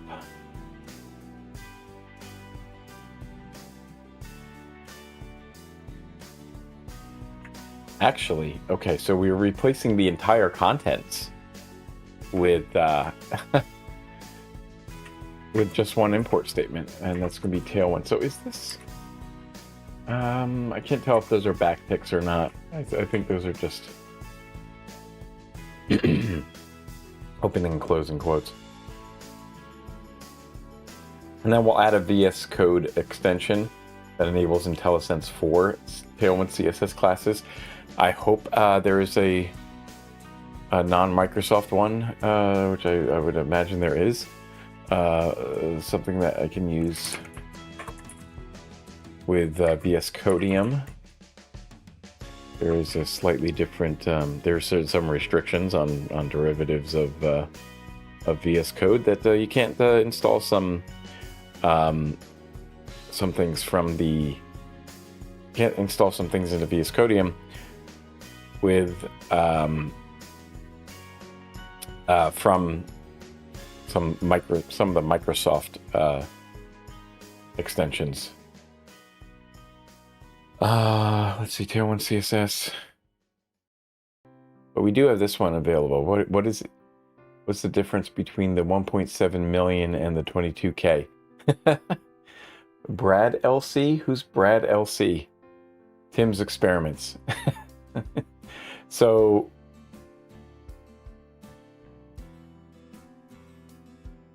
okay, yeah, so these are not, this is not from Tailwind Labs. Tailwind Labs, so we're going to pick the one that has a star here for 4.5. We'll trust the publisher. The next two steps are only relevant if you're using Prettier to format code. We were using Prettier. So pretty sure we were. Okay. We were using Prettier. Let's find where that is. In the, did we, yeah, it wasn't here? No.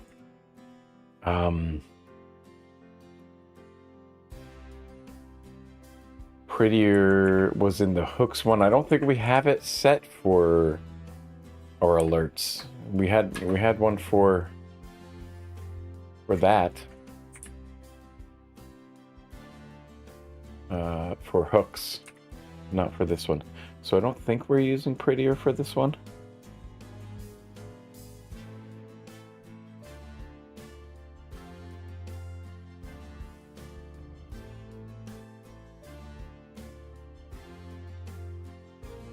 Well, okay, let's use it anyway. They're saying let's add a Prettier plugin to sensibly sort CSS class names referenced on the class name attribute during code formatting. Start by installing Prettier plugin Tailwind CSS by executing the following command in the terminal. So we'll go back to our container here. Development, what do we call it? Development dependency here. And then we'll add the Prettier configuration file, which I think... So we can actually keep track of what's happening here.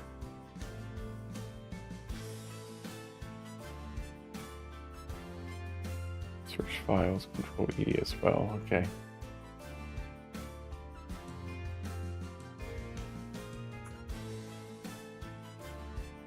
It's the same thing, isn't it? Okay. Let's see.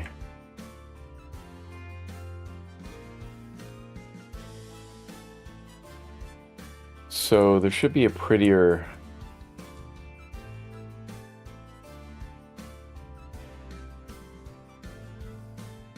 like a Prettier RC file, I think.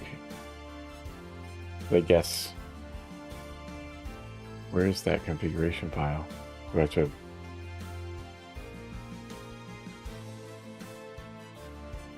Refresh.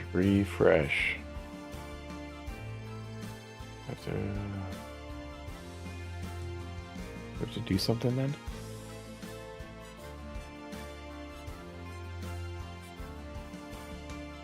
Okay, so I can just copy over from hooks.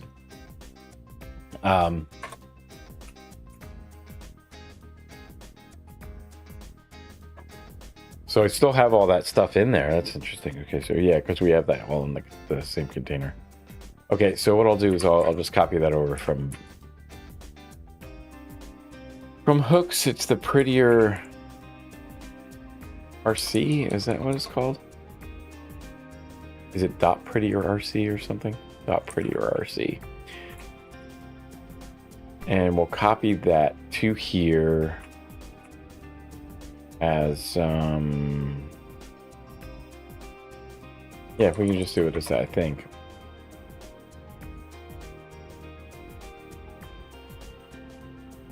Okay, now we should have that file, and I can open it up.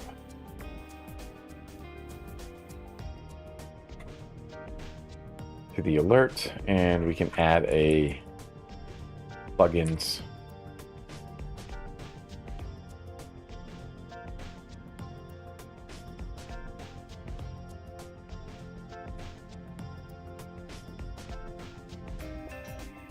Tailwind CSS. There we go, and then it just sorted the imports there. Sorted the file. Tailwind is now installed and ready to use. Next, we will use Tailwind to style the alert component we have been working on. So what I'll do is I'll save this and we'll commit these changes and take a look at Git status. We will add, we're going to add all, but we always keep in mind that it's not the best practice, right? Because it doesn't add the other thing, did it? Okay, new file, modified, yes, so it did get everything. So we'll just say install and configure Tailwind CSS, and this is on page 131. Okay. There we go.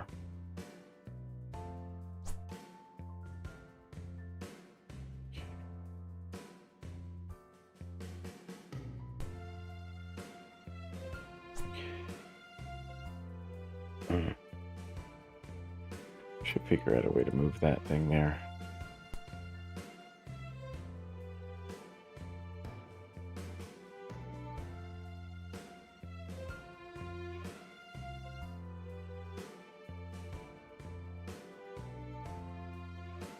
Okay.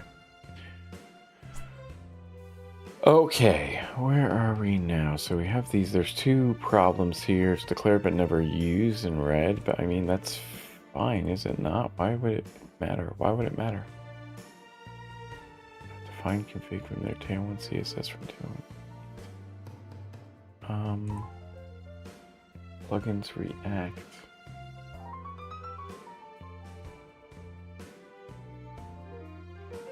Oh, you know what? We didn't add the one thing here.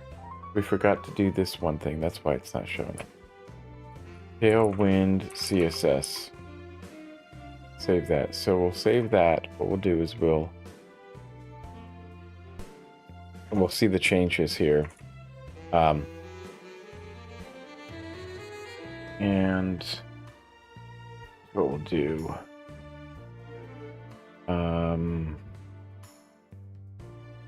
We'll do an amend. But we will add beat config and we'll do git commit amend, and then it should open up. Oh, it's opening up Vim. Oh gosh, why? Install and configure on there. So we'll just use the same message and write, and then quit out from there.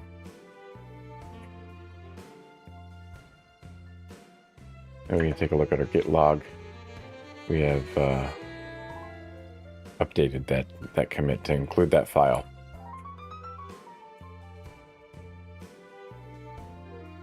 Okay. Now. So everything looks good. Everything looks good. We are set with that. Actually, on page 132. That's fine. It's fine. Use Tailwind CSS. Now let's use it. Replace the use of CSS modules with Tailwind utility class names in the JSX class name attribute. To do this, we carry out the following steps. We are going to open up the app.tsx and the app and the alert.tsx. Anywhere in here where we have class name, we're going to remove this attribute on the outermost div element. So we just remove this attribute. Removes the plain CSS from the app component. So should we get rid of the app CSS? And if I hit save, then okay, well that does remove the... Yeah, so now there's no CSS class thing there. Okay, so, and then we open alert TSX. And we shall find the line where we have the import statement. We're going to remove this alert module. We'll save that.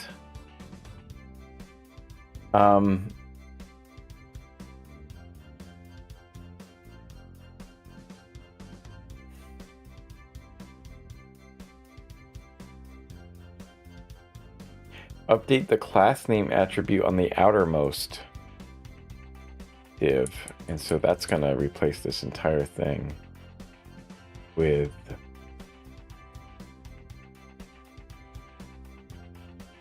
oops.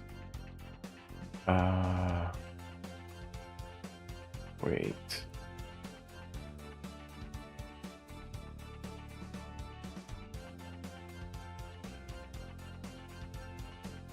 Okay.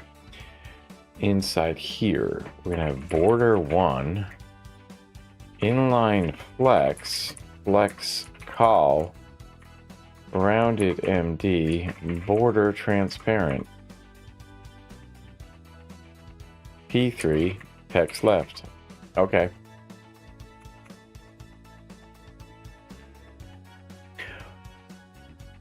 What about these other ones, though? Okay, so the IntelliSense will help as well. So let's see, we have installed the Tailwind. Yeah, we have that thing. All right.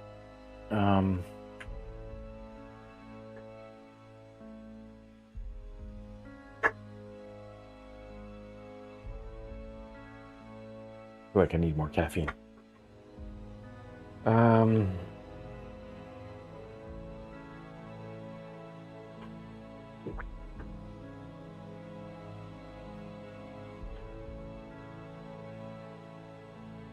So an explanation of the utility classes that were just created here.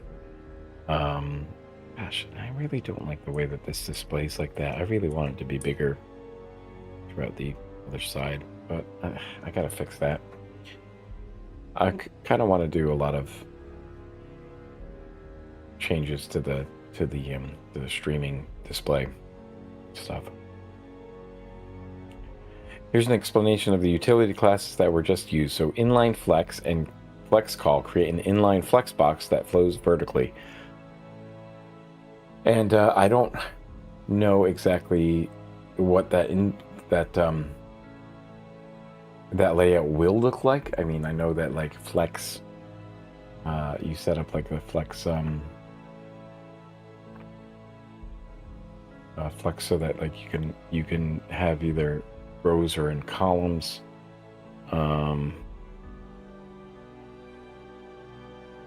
Yeah, but we'll learn that with the CSS course at Free Code Camp.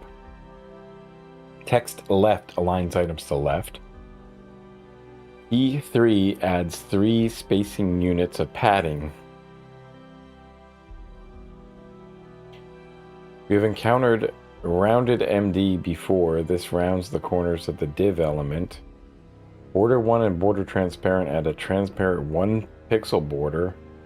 Spacing units are defined in Tailwind and are a proportional scale. 1 spacing unit is equal to 0.25 rem, which translates roughly to 4 pixels. We're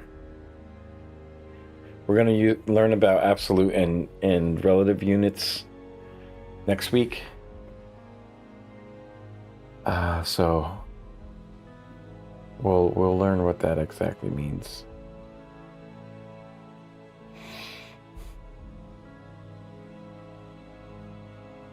So IntelliSense helps as these class names are entered. So like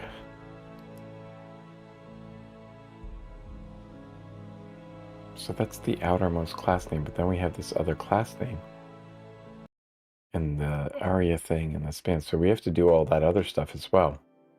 Notice also that the class names will be sorted as per the preceding code snippet, regardless of the order in which they are entered.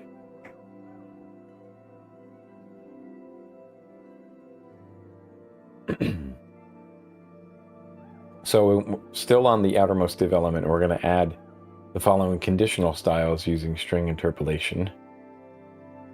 So at the end of here, that's why we were doing those backticks.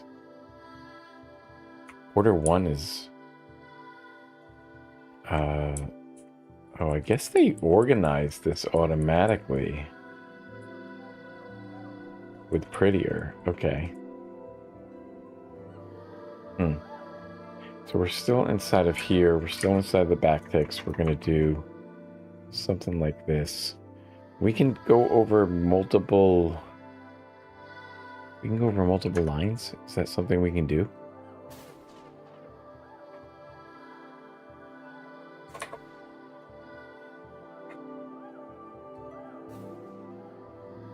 Type is equal to warning.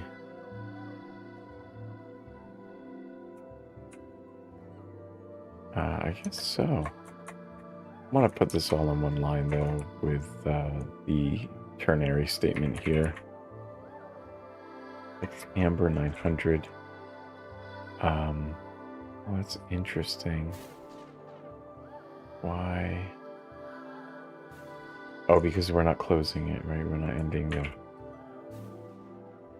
There, that's the end of the statement. And then that's that. And then we want to add another one. And that's going to be type extra equals.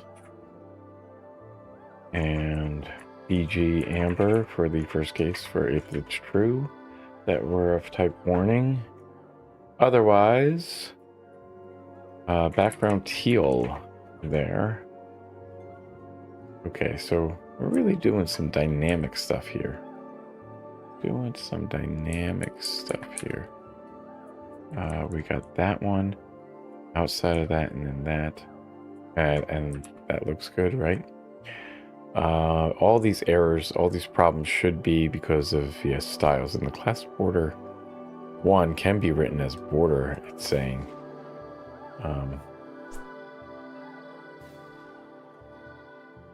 Just, I guess that's equivalently the same thing, just applying border just gives it a minimum of 1 pixel of a width. The text color is set to a 900 amber shade for warning alerts and 900 teal shade for information alerts. The background color is set to 50 amber shade for warning alerts and a 50 teal shade for information alerts. We're going to update the class name attribute on the header container like this. So in the styles here, what we're going to do is put MB1 flex items center. MB1 is margin to the bottom. Adds a 1 spacing unit margin at the bottom of the element. And then flex and item center. Create a horizontal flowing flex box where the items are centered vertically. My gosh.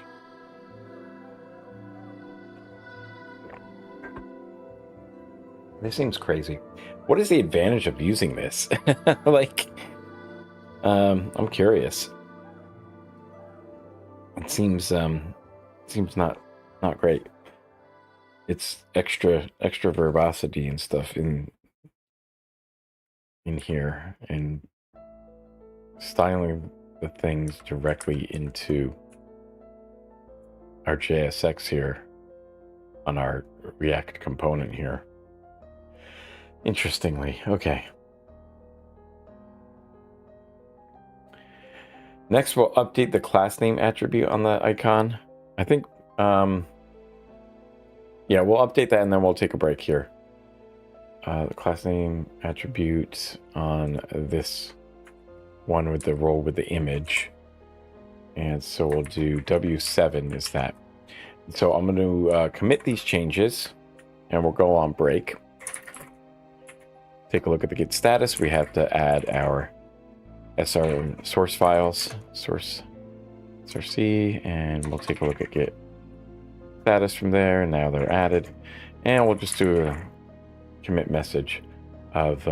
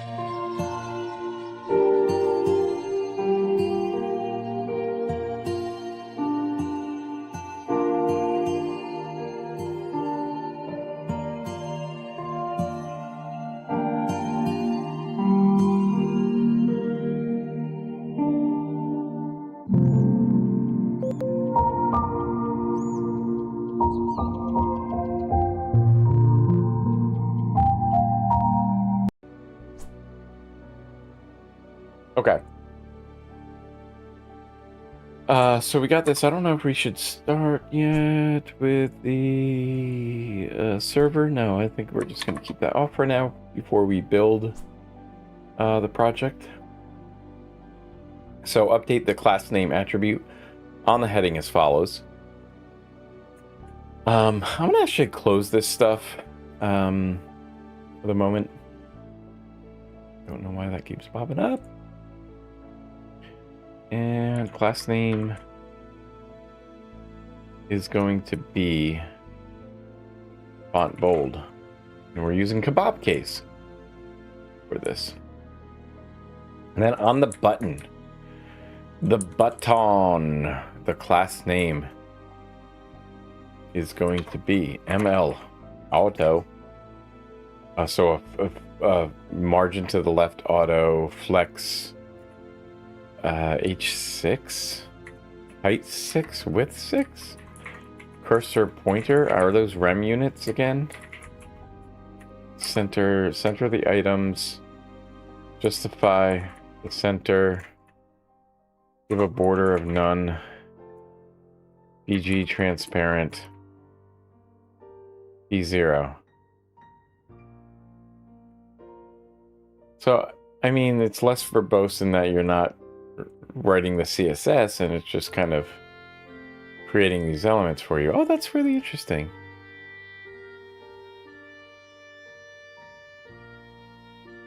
Margin left auto, display flex. It tells you what's going on here, but it doesn't know what's happening with the H6 elements, which is weird. And the W in this one, but the border 1.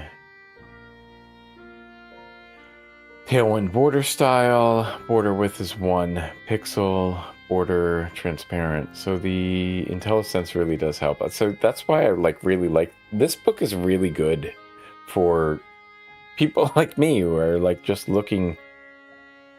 just getting familiarized with developing in this sense. I've been really impressed with the commitment to empowering the reader to learn more by showing how to use tools that help us interrogate what's going on in the applications that we're building here.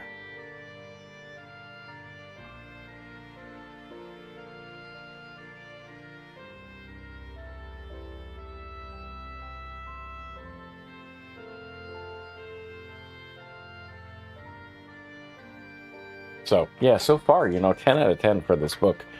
Really like it. It's so far haven't had any big issues with not being able to run some things. So it seems current. So where are we now? We're on number 9, but let's see here. Border none removes the border element. So border none says border style none. So it sets the border style to be none.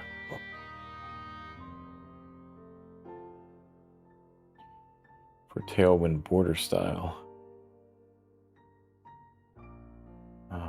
Okay, but how does that work with the other things? Because you had the variable, calling the variable.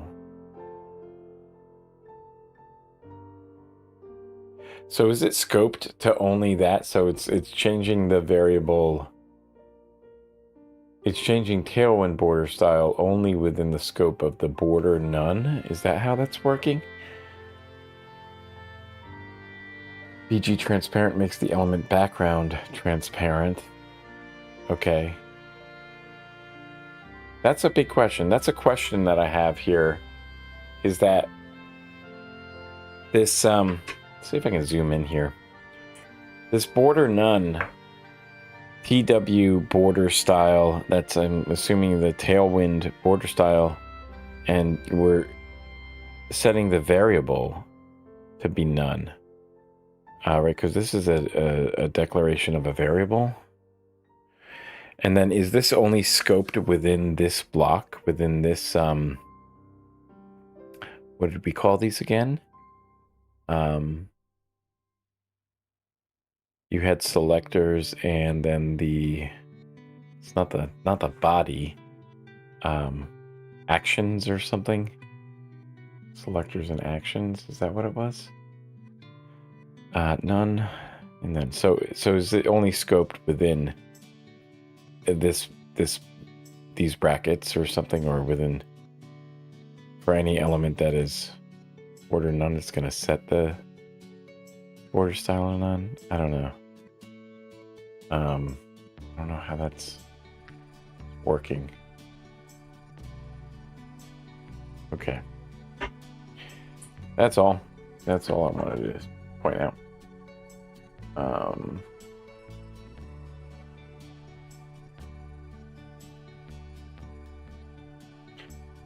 So ML Auto instance sets the left margin to be automatic, which right aligns the element. The flex items, item center, justify center, instances center the content within the button, and then this. So I kind of wanted to, before I even do this,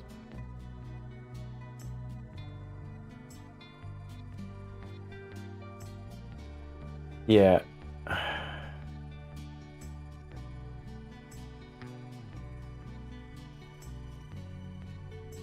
Okay.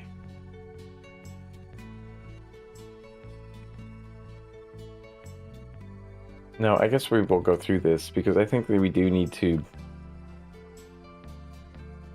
build the files there.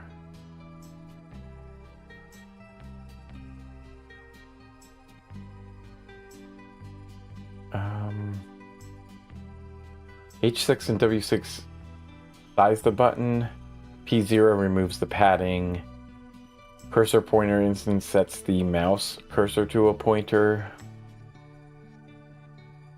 And then finally, we update the class name attribute on the message container, which is down here at the bottom of the content.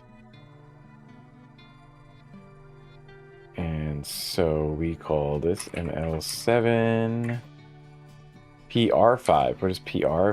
Padding right, the right padding, and then text black. So it's kind of intuitive what we mean for these. M is margin, P is padding. You define where it is, the left. I bet that's the T for top, and then B for bottom. We saw the B for bottom before. And then R is for right. So it looks pretty, whatchamacallit. So it's basically like the attribute you want to change, and then the value, right, that you want to give it.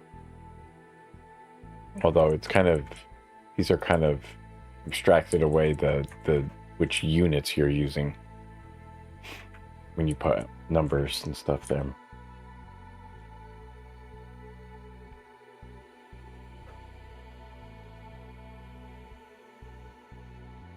So we will run the app now. Let's see, npm run dev.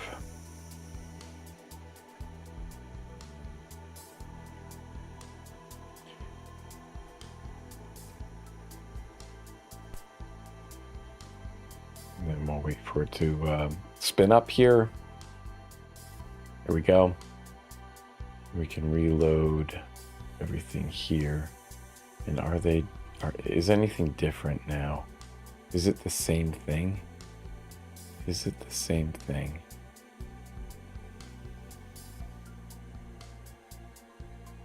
Oh no, we have a problem. Internal server error. Can't resolve Tailwind.css. In the index CSS. So did we miss something? Did we miss something here? Let's open up the index CSS, import Tailwind CSS. Let's go back up here to where we installed. No, so we installed from there. Tailwind CSS.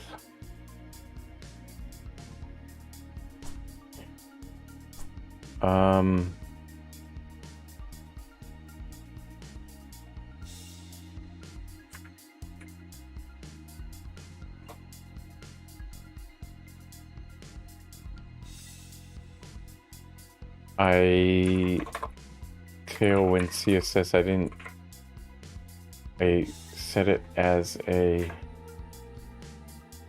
wait, is that modified now? Okay. Okay, there we go. I just had that typo there. I put the .css there. Is that what I did? Let's check that back out. We're going to check out head.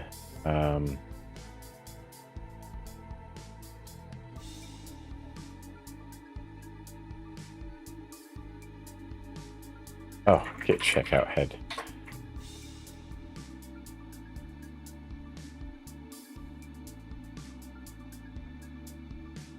Yeah, I put the okay. I put the whatchamacallit in there. I'll just go to 2 then, right? Can we go to 2? There we go. I put the...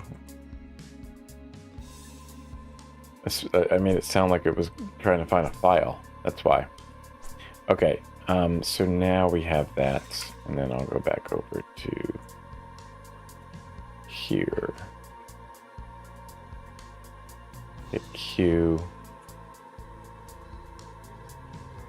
npm run dev, so now it should be fixed here.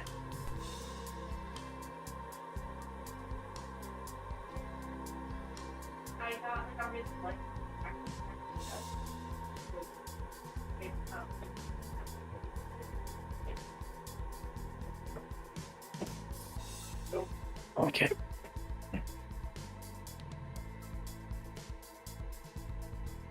There we go. Okay, so now it's not centered again.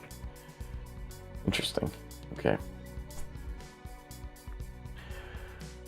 I'm gonna inspect the DOM elements here. DOM da DOM DOM DOM. Notice the Tailwind utility class is being used. And we can take a look up over here. Index.css, and we have app.css being imported there. Okay.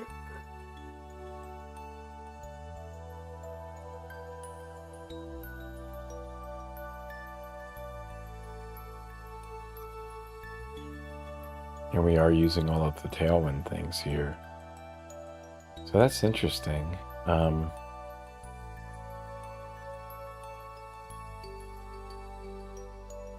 That is so weird, honestly.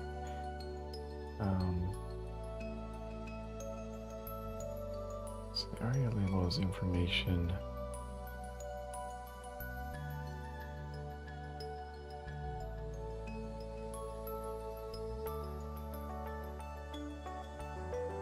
Right, okay.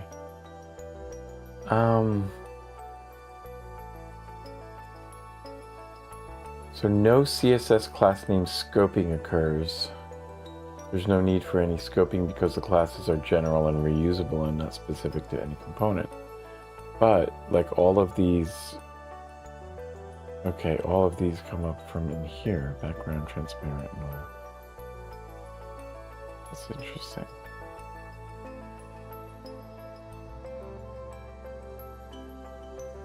Okay.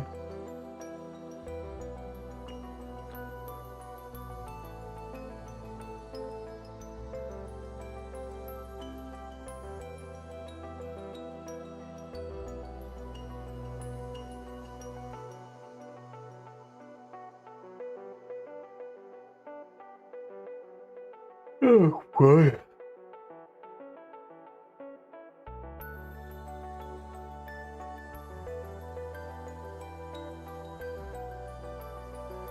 TL 900.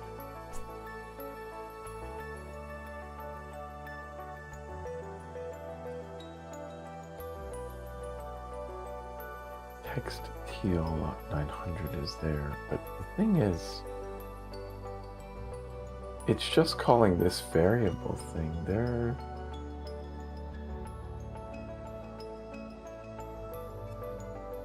Okay. Just looks a little bit different than their readout. I'm just trying to see why. Spacing is 0.25 rem, not 1 rem. It's actually 0.375 rem. Okay. This is different too. PY?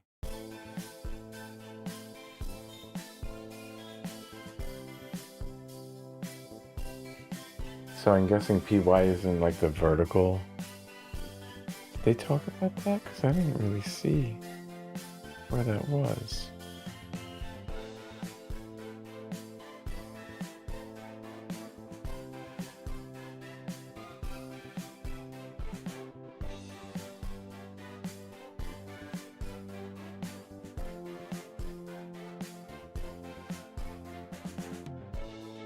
P3. Okay, well, maybe there are some differences.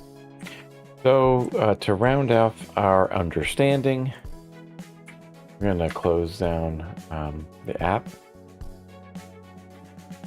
We're going to see what happens to the CSS in a production build. So first, create a production build by running npm run build in the terminal. After a few seconds, the build artifacts are created in the dist folder. So we'll go back over to our terminal down here.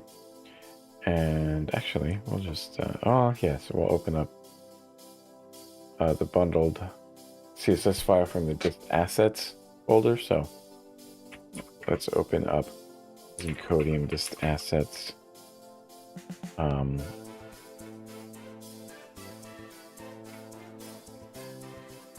just open up the CSS folder file from there. So all CSS files that are in that distribution, that dist, whatever you want to call it. And so we will do a format here. And there we go. Lots of CSS here. Okay. So notice the base Tailwind styles and all the Tailwind classes we used in the file. This is going to have all this stuff. So this is basically all the stuff that we had in the dev tools.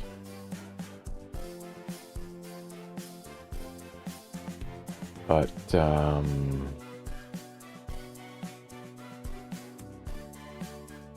an important point here is that Tailwind doesn't add all of the CSS classes. That would produce a massive CSS file, right? So instead, it only adds the CSS classes used in the app. That completes the process of refactoring the alert component using Tailwind. So I'll do a, we'll wrap this up. We'll commit our changes here. And yeah, we can close this down. We're just doing the formatting. Let's close down everything here, just so that we have everything tidy in our workspace. Take a look at git status, and we can add everything from source. And git status and git commit. And we're going to say using Tailwind CSS, and that's the end of that. So we'll finish up this chapter, this section, and move on to using SVGs. But before we do that, we're going to look at the recap and take some notes here. 136 is using Tailwind CSS. That's where we are. Oops, I made a mistake. There we go.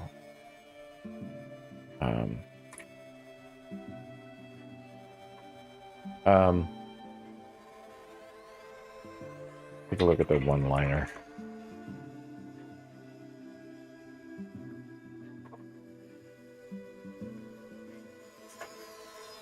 Just look at the log. Okay, so that looks good. Okay.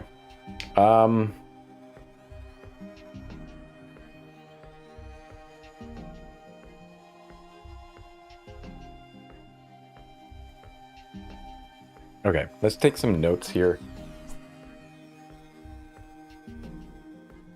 Book excerpts and quotes. We have our section recap we want to do here on this particular section. Close this down. I'll close these things down.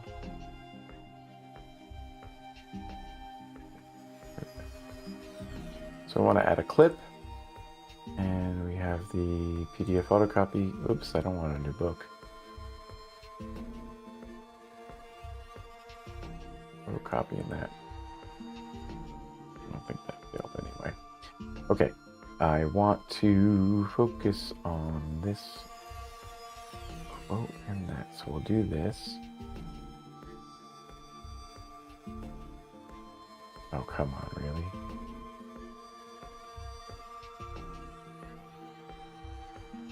Oh, come on, man. Come on, man. Well, at least we got that part. Okay. We can fix the rectangle part of it by doing this individual. I can't remember what it was. Was it here? Okay, that makes it longer. So let's do 7. That's pretty good. I think we'll go with this. There we go. That looks pretty good. We did 5. That looks pretty good. Okay.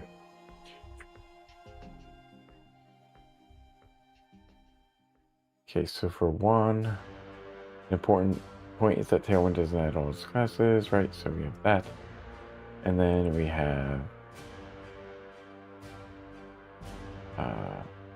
this is getting quite long of a file so far.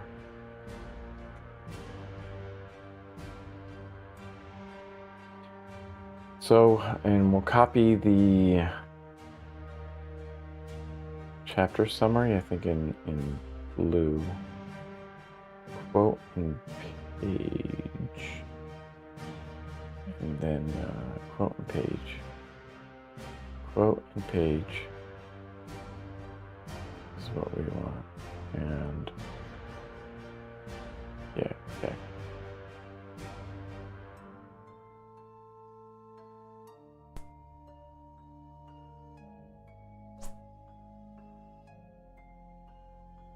Did that work? No. Oh, come on, really?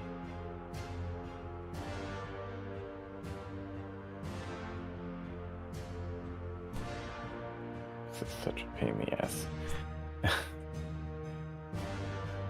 This mouse is fucked. The mouse is fucked up.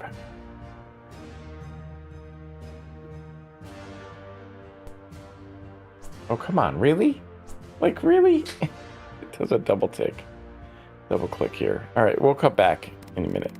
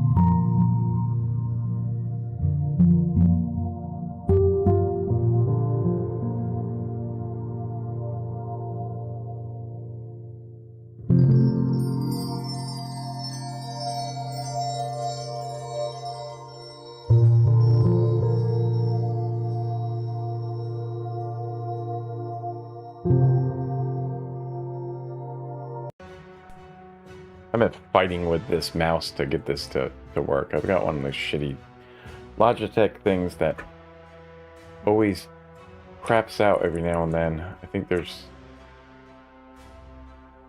have to take it apart and clean it. A pain in the ass. Okay. Why is this not highlighted though? Like it should be highlighted. How is it not highlighted over here? Got the color yellow.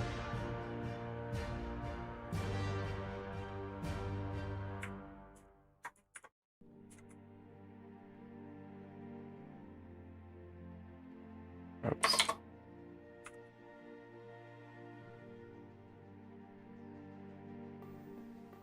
There it is. Oh my gosh.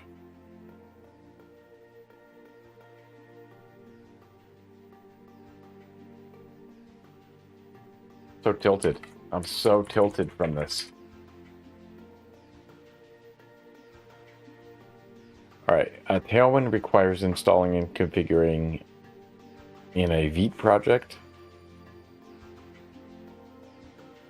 I wonder if can you use Tailwind with other frameworks or something with Vite.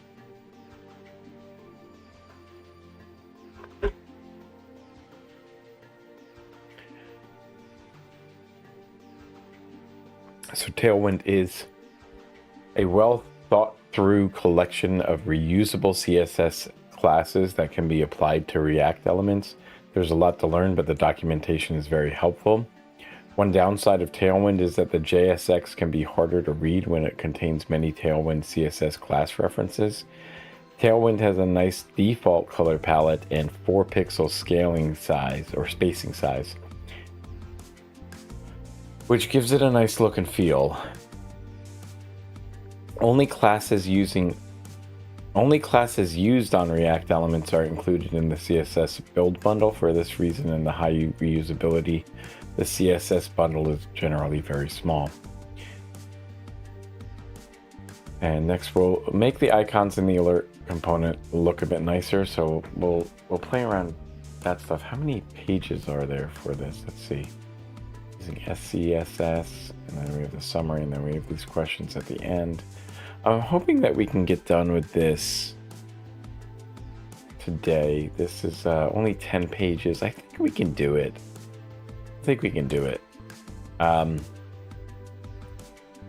One thing I did want to take a look at, I wanted to look up what Tailwind CSS is, and like who developed it and whatnot, because I don't think they mentioned before, did they?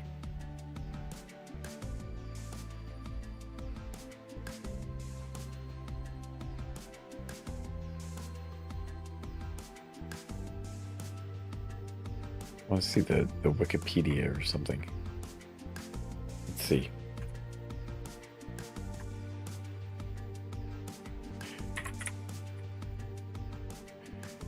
We'll search for Tailwind CSS here. My T license is Tailwind Labs, so we're going to look at the thing here. Utility first concept.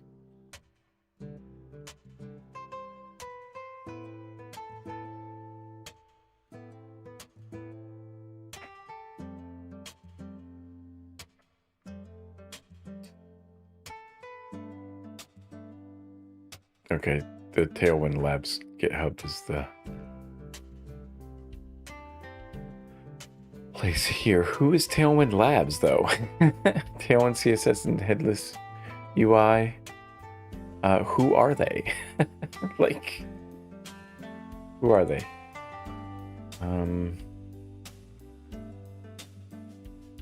It says they have 4 people. They good people? Bunch of white dudes?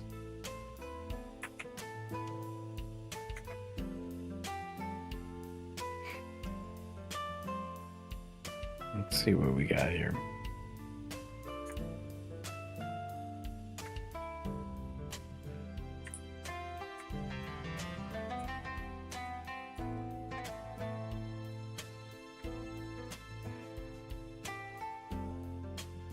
It's weird.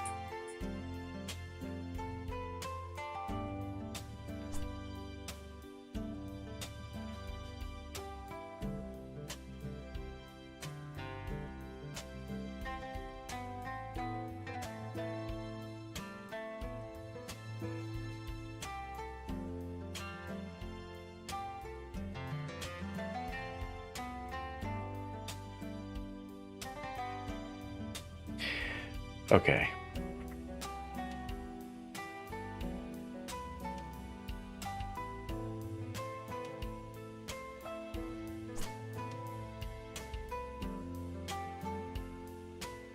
It's the web page first. I just want to see, like, is there an about?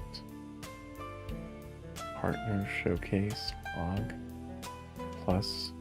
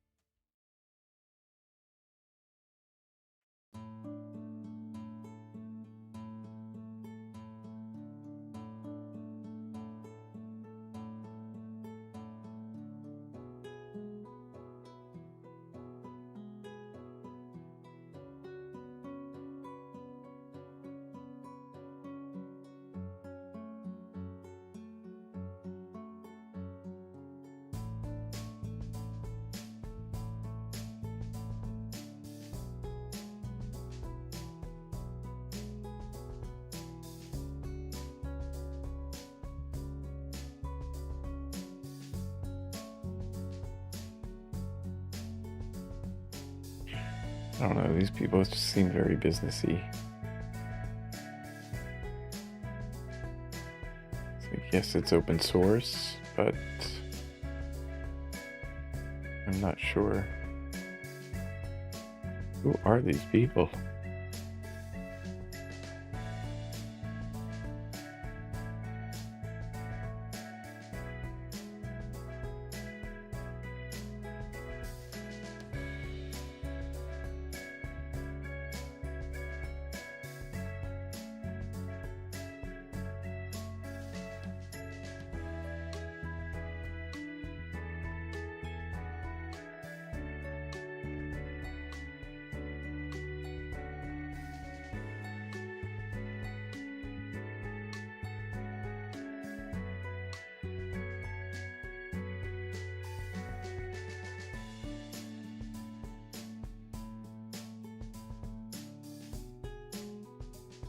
Not being on Blue Sky is a red flag. I don't post here. Follow me on X.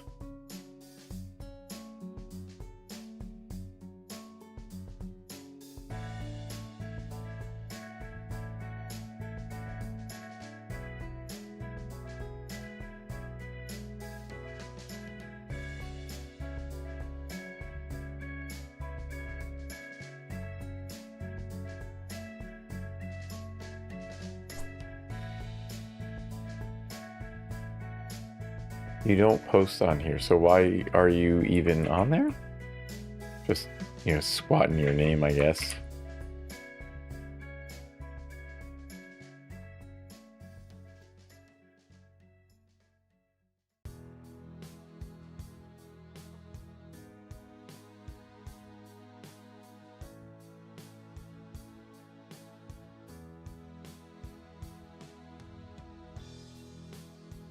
Hasn't published since 2024.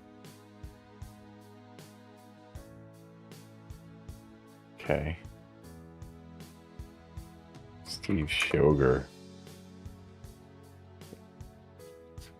This sounds like a douche.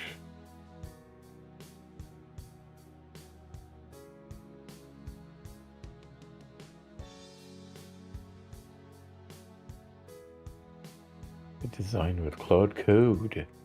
Yeah. I don't know. I'm not getting anything, not getting any reason to like this or support this. So I probably won't use it. Also for the sake of, like, I really want to be able to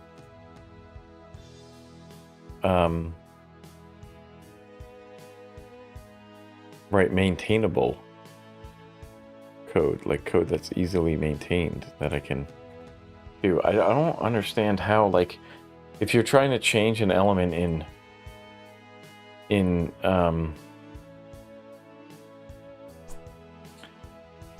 like style an entire element, then you have to go and change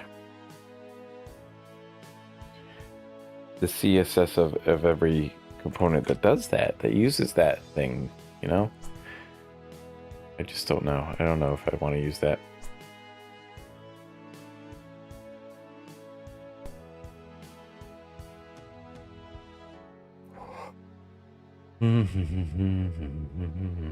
Variants. New queries just in time mode. Build all and purge.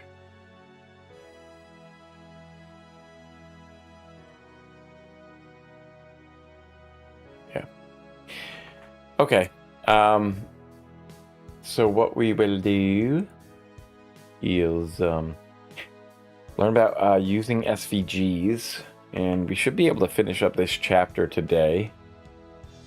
I am just gonna go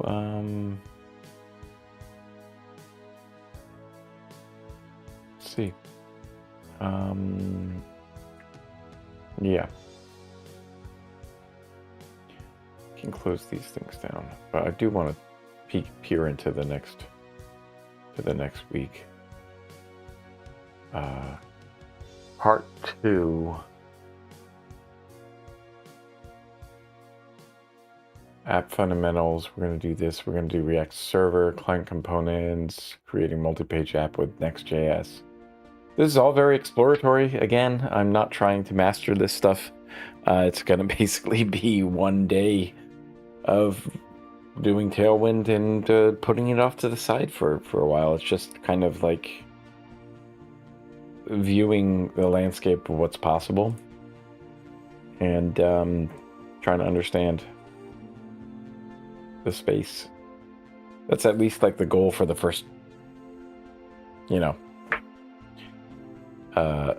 quarter maybe of this, and then at some point I want to really dive deep on building something. Probably after like day 45 and beyond. It's where I would really like to learn by doing, understanding how to use SVGs in React. So SVG stands for Scalable Vector Graphics, and it's made up of points, lines, curves, and shapes based on mathematical formulas rather than specific pixels. This allows them to scale when resized without distortion. The quality of icons is important to get right. If they are distorted, they make the whole app feel unprofessional. Using SVGs for icons is common in modern web development.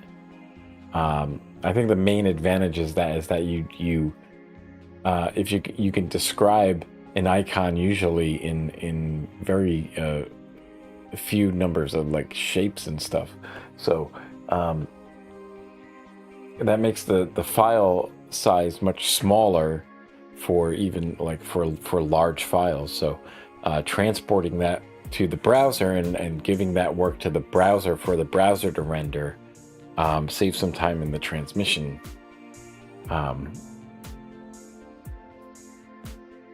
You don't have to transmit huge amounts of data to show a raster image, I think that's probably the biggest advantage. And to then, because you also want to have different scales of the image for using your icon as either a fave icon or as a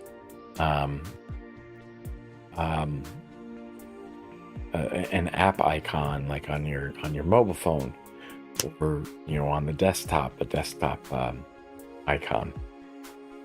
And so you can scale it to all those different things, and you don't have to keep raster images of each size to optimize that size, to optimize the load of those things. So simplest way to use SVGs is to add an SVG element directly in JSX. The following example is an upload button containing an up arrow SVG. So we have this thing here. It's just an example. We're not going to run this, but you can define the height and the width, and then the view box. I think these are the X and Y starting points are the first two points, and then the X and Y endpoints to define that rectangle. And then the fill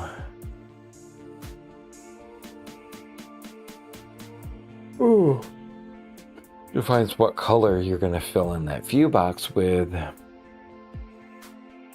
And you're saying none. And then XMLNS, that's an interesting thing. Where do you get the XMLNS? I don't know what that is. W3 org and 2000 SVG. Interesting. So here's the thing, because you have to be online for this to work. So, for that SVG to work.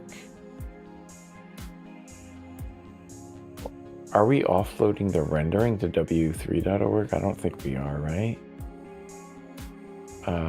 Path D and then fill white. I don't know what this is describing. M12, 4L4. I don't know what any of that stuff is. The downside of this approach is that SVG elements can contain a lot of markup, making the React component hard to read. It's more convenient for reference to reference an SVG file that is located outside the React component file.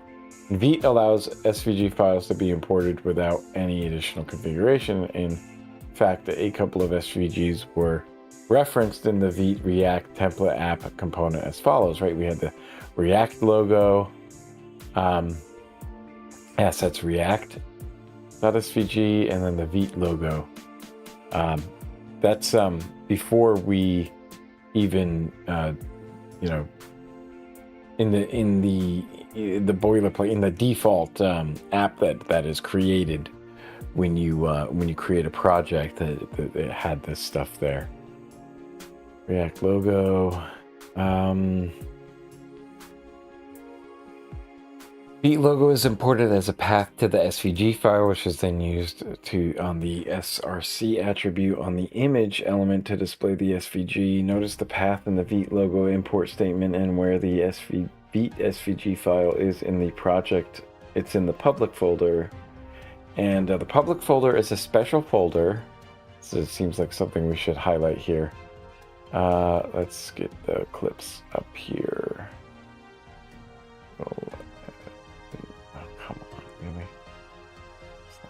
Want to do here, we're gonna click there. It's a special folder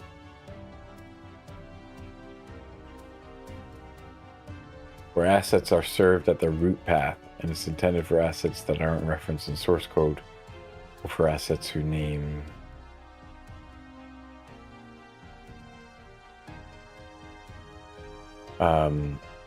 whose names should remain unchanged during the bundling process.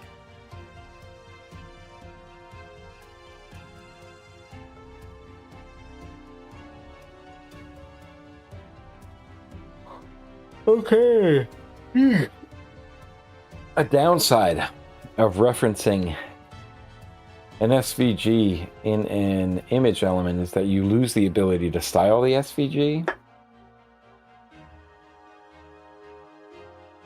And so another approach is to create a reusable SVG React component with the SVG embedded. The following example is a React component for an up arrow icon. Okay, so you're exporting it as a function. That's interesting. But then in order to get the actual image out, you have to call the function. So can then be consumed in other components without the SVG loading the markup as follows. So yes, okay. Just like, okay, so we have returning the component to there, okay. In fact, there's a Vite plugin called Vite plugin SVGR that allows you to import SVG files as React components, as in the following example. Up arrow from icons up arrow.svg, but question mark React. Interesting. See the Vite plugin SVGR GitHub repository for more details. And so now we'll put this into practice and we'll use it. But first, I think what we want to do. Everything is clean there on that branch. Are we running? The app is on. I think let's just take a look ahead, because I don't think run the app using run dev. I don't think we need to do anything other than run dev. It might break, but who knows? Let's see if it does break. That's the thing. I like to see if things will break. So we're gonna open up 3 files. We're going to create 3 empty files. So I'll start with that. With just starting those files. So we'll do Codium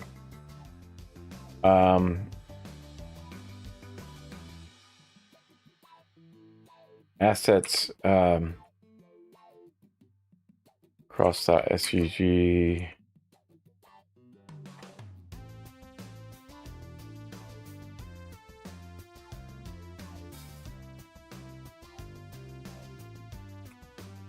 Assets info.svg and assets.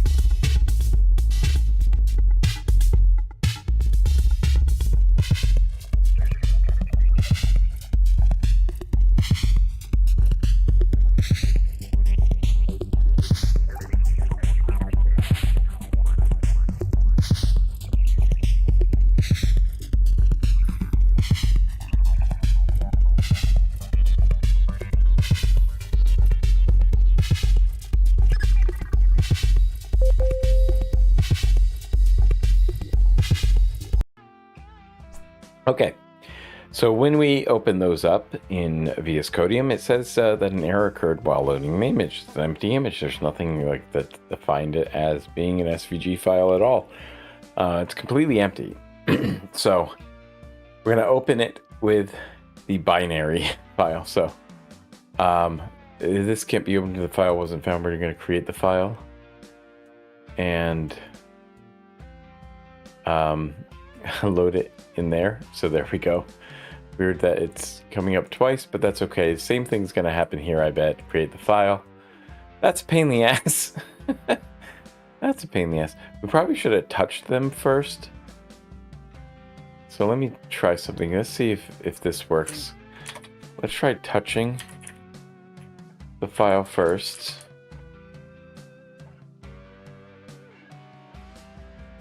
And then opening it up.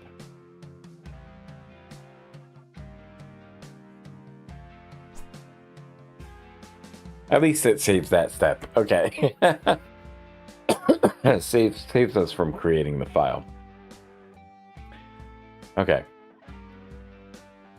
We're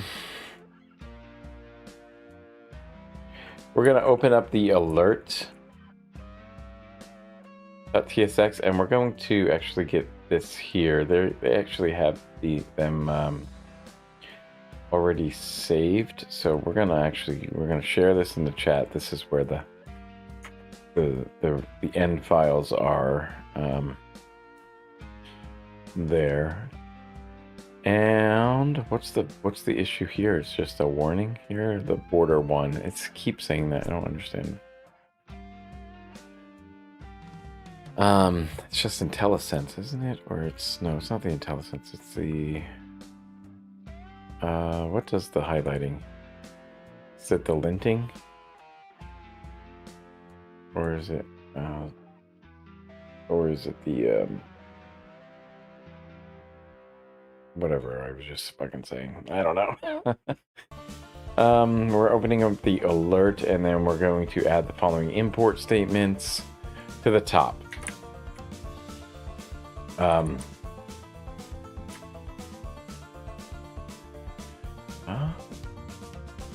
How do I do?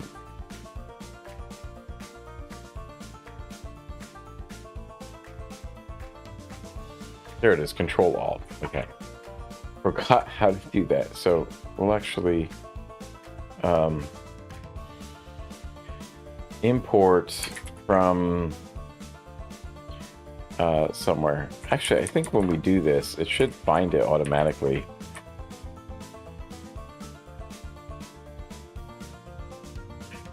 Import cross icon from there.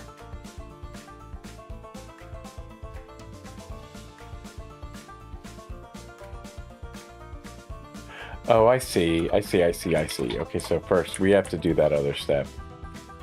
So we'll keep that there for a second. We have to actually find those things to get the content. So we'll find that there.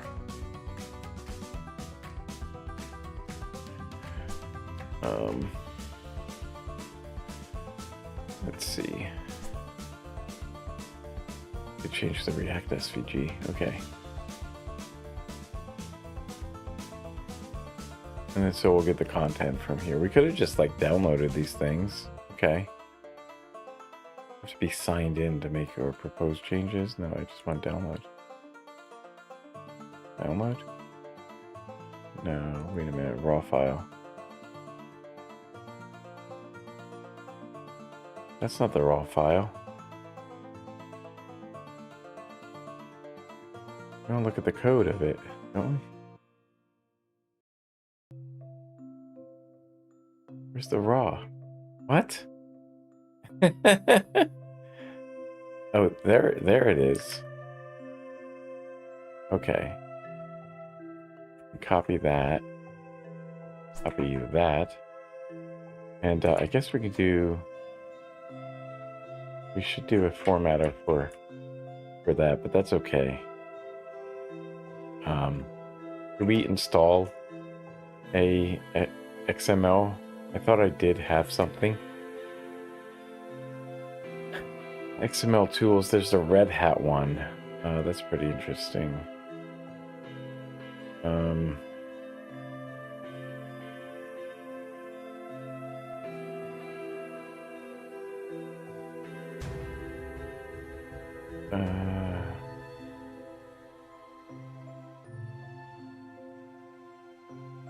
The 1 million downloads is probably the safest there, so we'll just go with that one.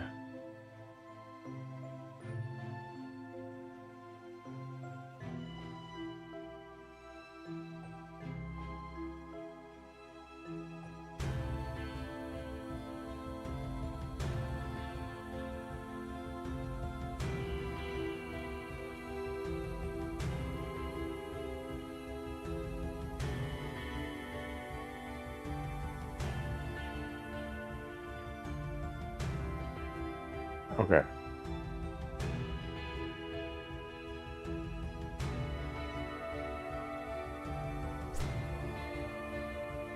I can deny that. It's fine.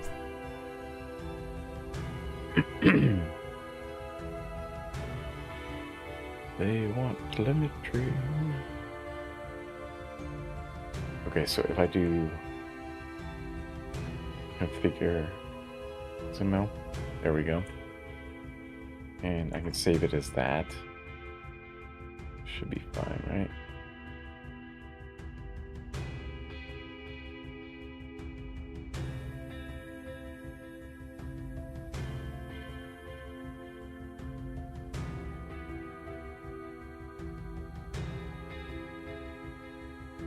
So the thing is I don't see where it says cross icon.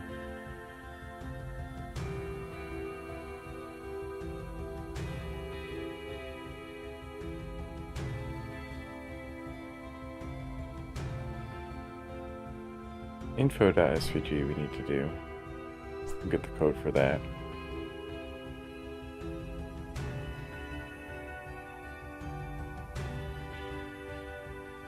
What?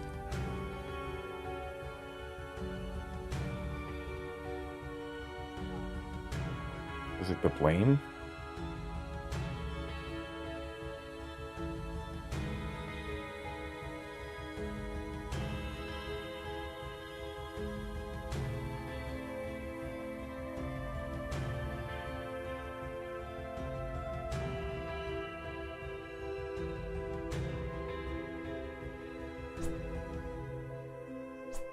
Very confused at why we can't view this as just the code.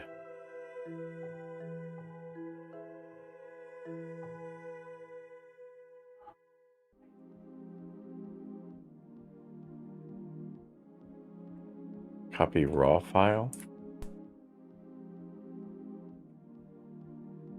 Okay, that's what we do. We do copy raw file. That's what we do. We copy the raw file. Raw. Copy the raw file from there. Do that. Save it. And the same for warning. We could have just downloaded these. I don't know why we said to do that, but that's not a big thing. Not a big deal. Not a big deal.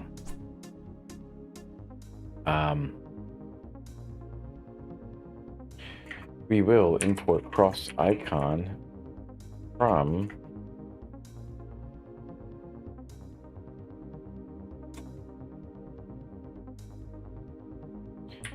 So are we importing it as that? Is that what we're doing? It's declared, but its value is never read. Oh, I shouldn't have saved that. Hopefully it doesn't crash the server, but I think it should be okay.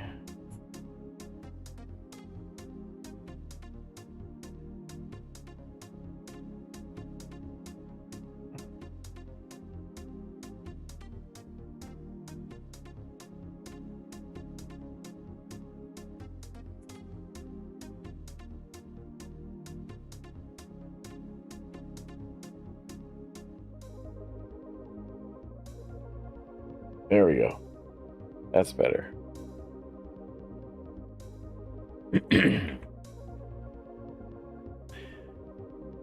So we imported them, right? Now we need to change the span elements here.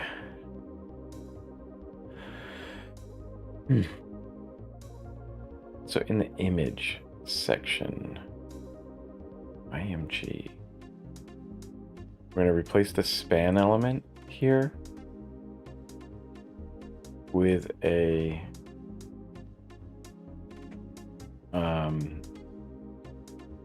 image element.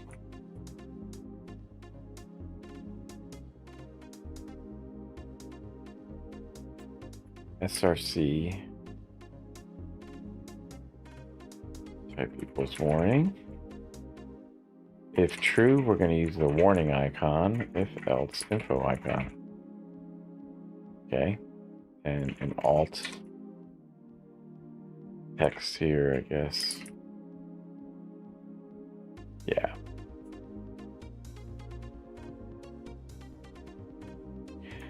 Warning or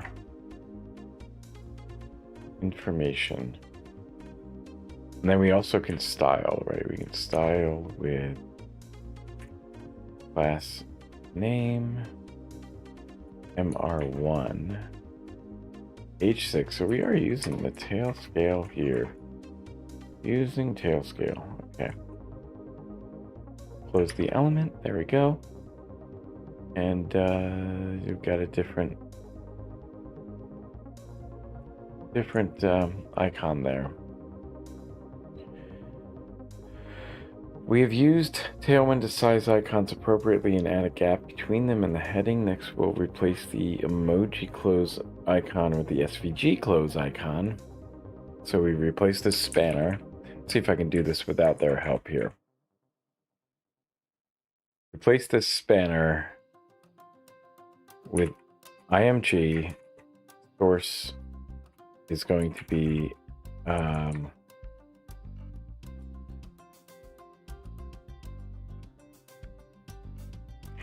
warning icon.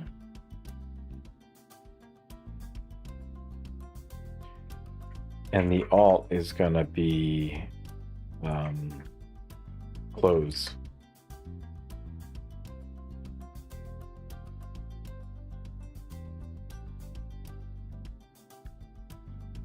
Oh, that's funny. It's the warning icon, but I want the cross icon. We want the cross icon there. Okay. So the app in the browser will contain the alert component with the SVG icons. And then that completes the alert component. It is looking much better now. So let's do a clip of, or the recap for this chapter, or for this section, is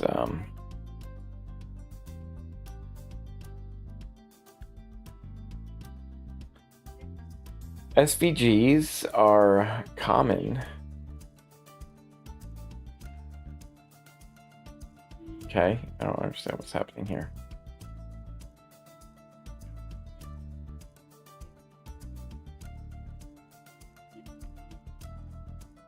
Can be imported into a React app. Okay.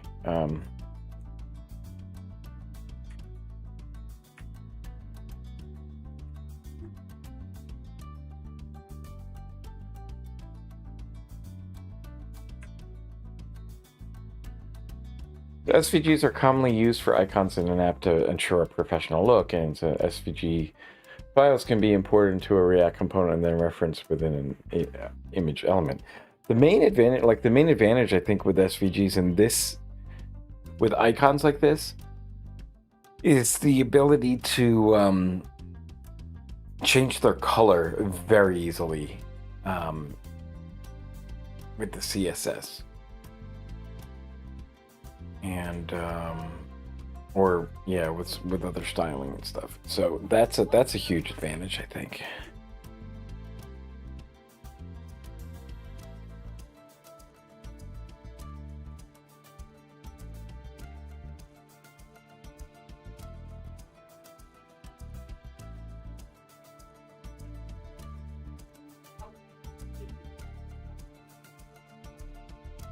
So do we have class name for this other thing? We didn't have a class name for the other thing.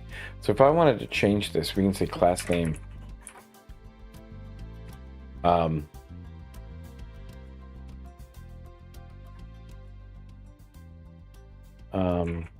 red. Can we do that? Does that do it? Red? DG red?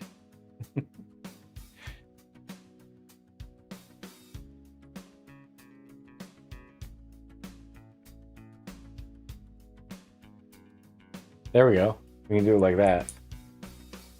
PG red 900, is that like a deeper? It's deeper, so if we do 100, it's lighter. There we go.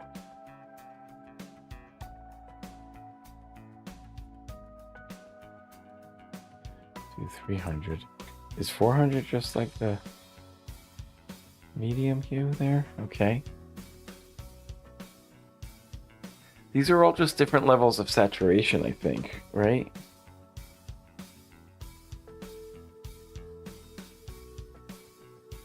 I don't know what those are.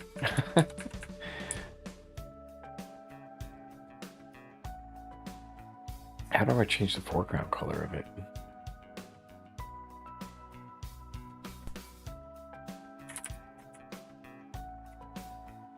Oh, IMG.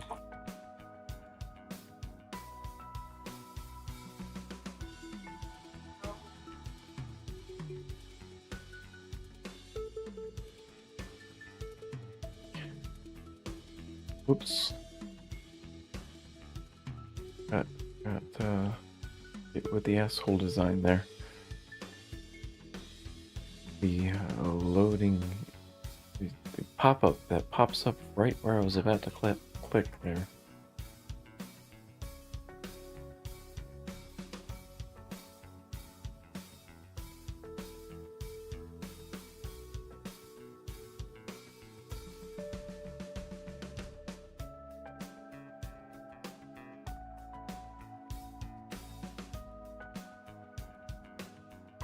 Red 400 is doing the background, right? It just does the background. Or it doesn't do anything, actually. Okay.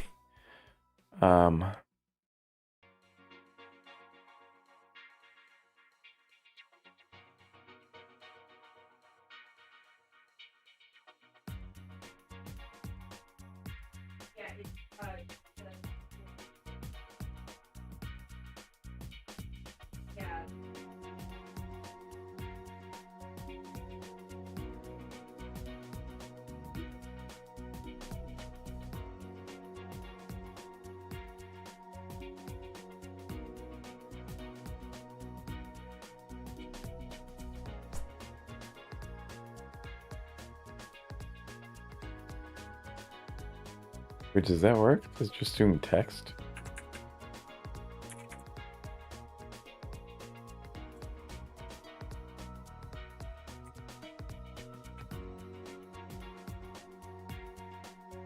That doesn't work.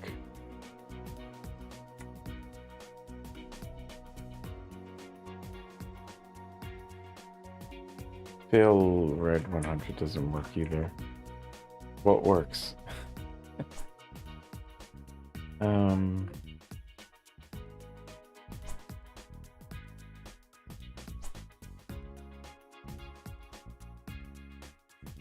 I guess you can't do it when you import it, though.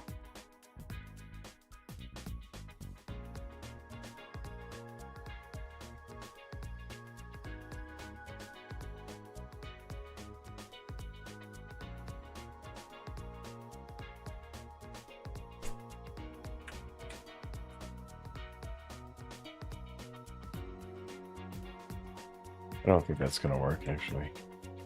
Oh, okay. I don't know. I thought I had an idea, but fair enough. So we'll look at some other styling approaches. Here we go. Okay. First of all, we'll save these changes. Commit these changes. Get status. Get add, and we change settings.json because we're having a formatter. Okay, we added a formatter, which is fine. XML formatter.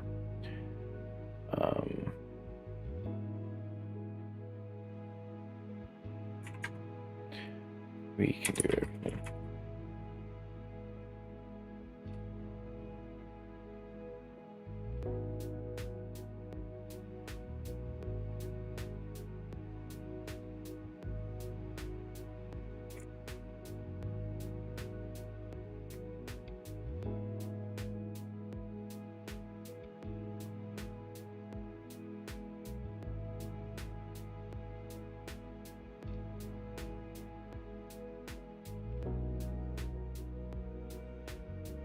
On page 140 or 140? Yep, 141. There we go. Gonna look at the other styling approaches right before we do the questions and everything. So in this section, we'll cover other popular styling approaches. Using inline styles, the style attribute can be used to style JSX elements. It is set to a JavaScript object where CSS properties are written in camel case with string or number values.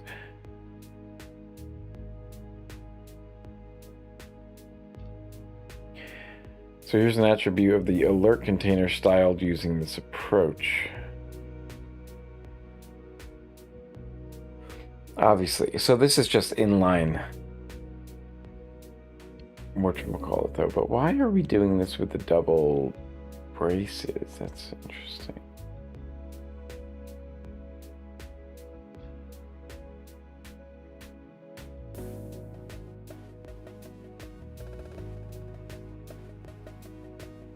So I get like this part is, I gotta make sure that I don't fuck this up.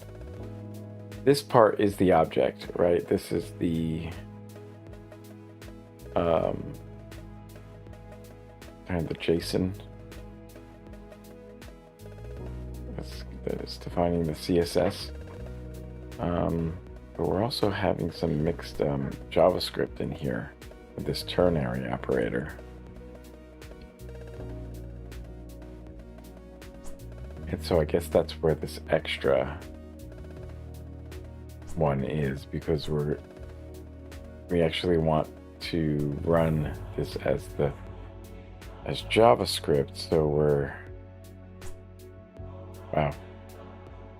I don't know how the parsing works for that, but the benefits of this approach are the following: simpler and familiar to most developers. There's no build step required. Styles are scoped to the component. The drawbacks are that pseudo classes such as hover and pseudo elements such as before can't be used. Generally less performant because no style sheet can be cached. It can also lead to unnecessary style duplication, increasing the DOM size. Here's a link to the complete code to the alert component styled using inline styles.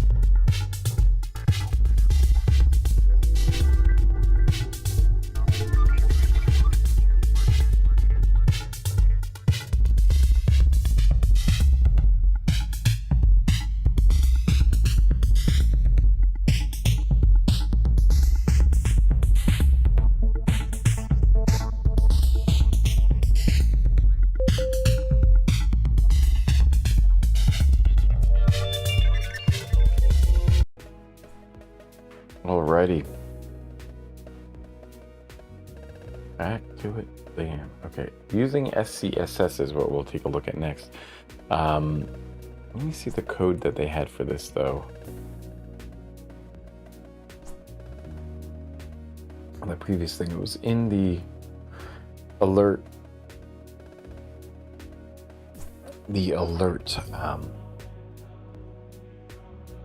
Component here. And they're just doing the styles directly into the alert thing there. It's interesting. Okay. Well, here's what we could do this. So if we just did this directly into there, it's just replacing everything. That's fine. I'm fine with that. I don't want to play with that. SCSS is something I haven't really used that much of. So SCSS is a superset of CSS that has historically been very popular because of features such as variables, nesting, and mixins. Does that mean that everything that you can do in CSS you can do in SCSS, but you can do more in SCSS than CSS? So it's like expanding upon it. So let's see. Let's get clip here of this quote here. This quote. This quote here.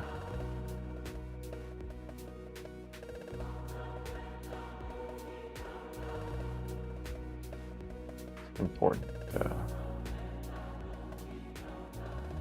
Seems like an important note to take here. Superset of CSS.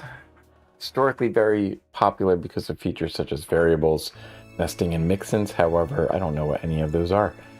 Variables and nesting have become available in native CSS. So SCSS is a less popular option for new React projects. So an alert container styled using the nesting feature in SCSS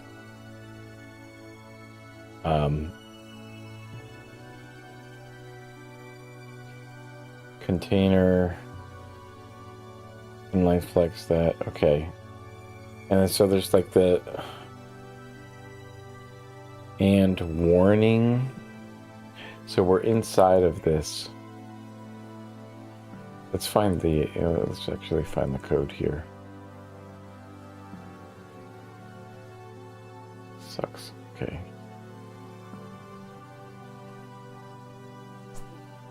Whatever. Okay.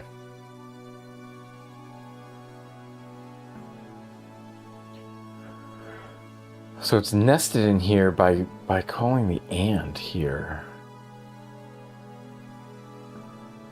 But we can already do the nesting though. Vite does support SCSS, but a Assassin embedded package does need to be installed. The SCSS is placed in a file with a .scss file extension and imported into a component in the same way as a CSS file.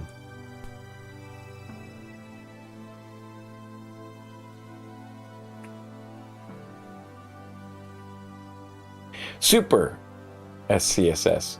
Syntactically awesome style sheets. What happened to Sassy CSS?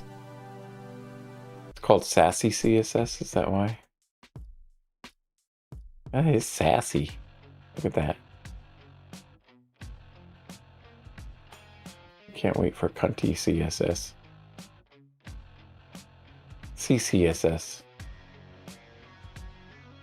There we go. Okay. Vite does support SCSS. Okay, so then it doesn't automatically scope styles, but it suffers from the same clashing problem as plain CSS.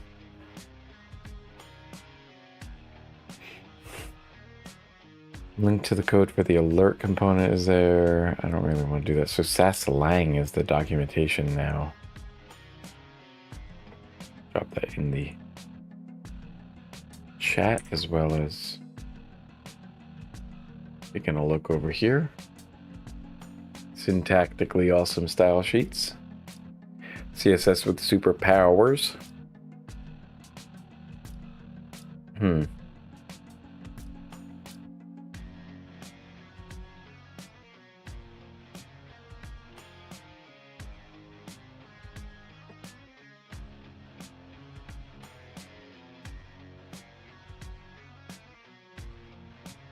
Okay.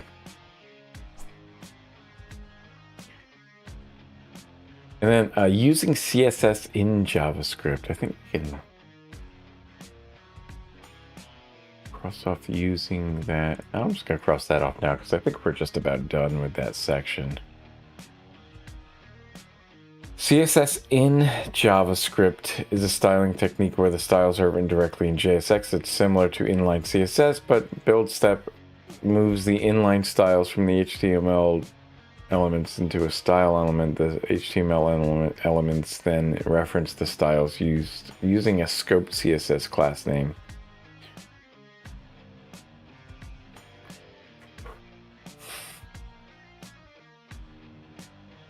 Styled components is a very popular CSS in JavaScript library. An alert container using styled components. Oh, that's weird. Okay, so you use a styled .div.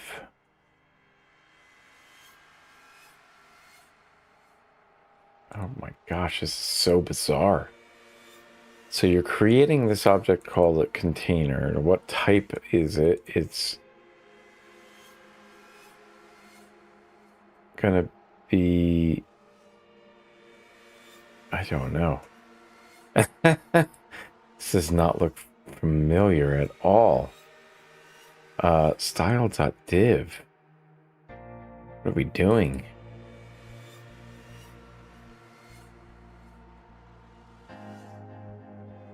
We're having it be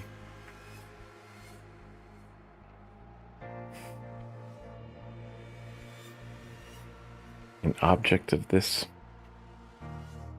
type here.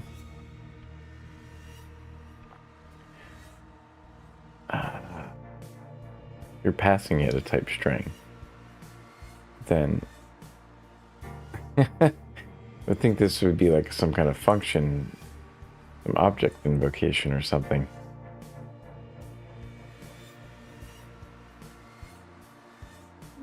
Or an instance of something. My gosh. It's so weird looking. So the container component is a regular React component. Okay. That can take in props. So where is the React component coming from? Styled components, is that what it is? This is a component.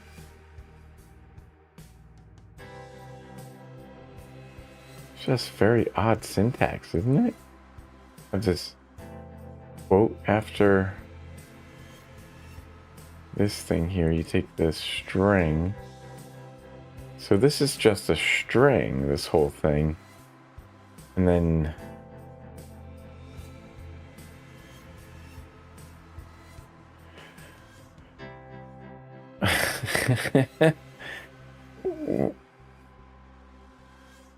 why is there not like a parentheses around this? It's kind of bizarre, isn't it? Prop type there. This case a type prop applies the container for the specified alert type. It uses a template literal to define a style. So it is backticks here. These are backticks. Gosh, wow. Okay, but then, okay, we stop there, add a color, a background color. Then we resume doing this.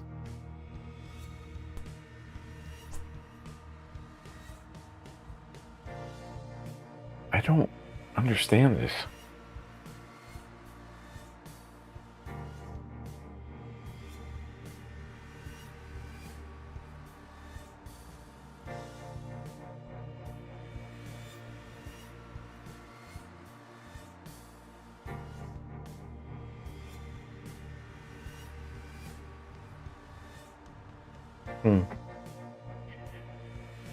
So a downside is that they're applied at runtime rather than build time, resulting in a minor performance penalty. Another downside is it can't be used in React server components. And I covered that in chapter 5. We're going to cover that next chapter. The project has also been recently placed in maintenance mode. So for more information on styled components, we'll see its documentation at https://styledcomponents.com. Newer CSS in JavaScript libraries such as StyleX and Panda address the downsides of styled components, but haven't gained as much traction at the time of writing. Okay. All right. Well, let's summarize and then wrap this up here. So in this chapter, we learned 3 methods of styling and their pros and cons. First, we learned that plain CSS could be used to style React apps, but as the styles in the imported CSS file are bundled regardless of whether a style is used.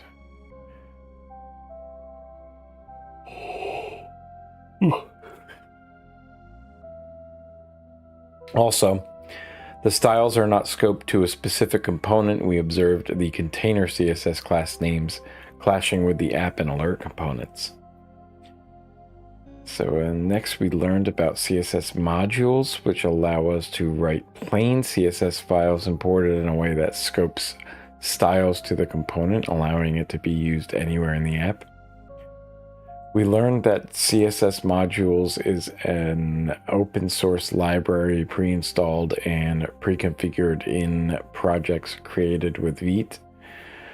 We saw how this resolved the CSS clashing problem but didn't remove redundant styles.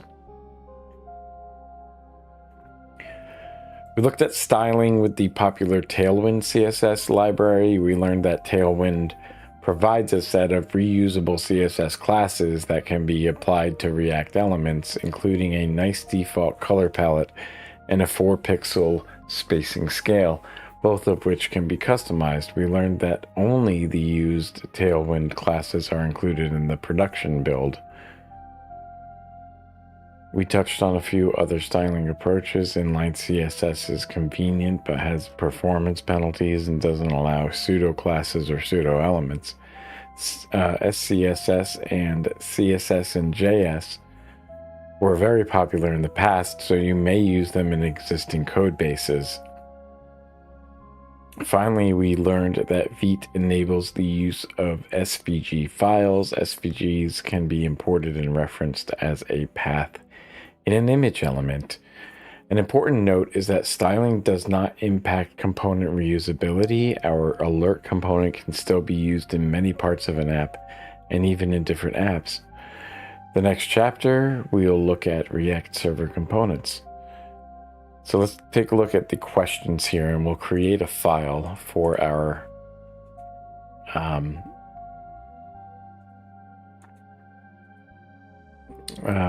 to run this, right? And we'll open up the app.css or app.tsx, and we'll. That's interesting. Don't know why we brought it there. What is going on? What are we doing? What's going on? Very weird. Okay. Yeah, I only want that in there. Okay, so we have all this. We have that success thing and the other stuff. We could just outright, like, hide all this stuff, you know? And then we're just not returning anything.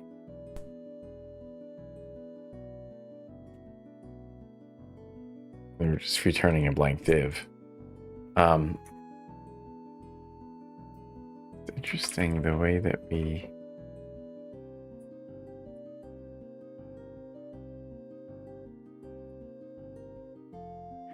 / with the Yeah, that's so interesting. Okay. Okay. What would the following use of plain CSS be or why would it be problematic? Class name is equal to wrapper. So you can have this overloaded, like the name could be overloaded in different components. So then all those different components are going to get, put all on the same playing field. And depending on which one gets loaded last, that's the style that's going to win out for every single one. So you might apply the wrong style. We have a component styled using CSS modules as follows. So you have import styles from styles3.module CSS. Component 3.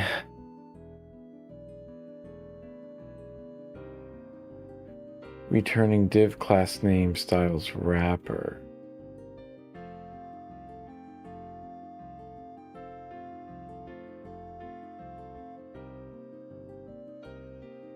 Okay. In the styles in styles3.module.css are as follows: wrap, display, flex, align item, center. The styles aren't being applied when the app is run. What is the problem?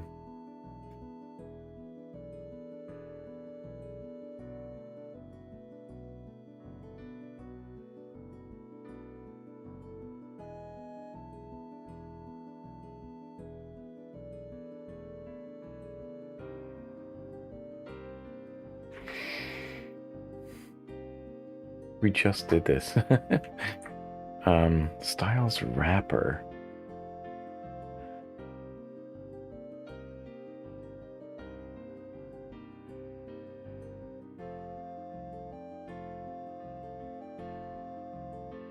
I mean, for one, you don't have the right name. Like styles wrapper is not the same as wrap, right? Is that just it? I mean, is there another reason why it wouldn't be running?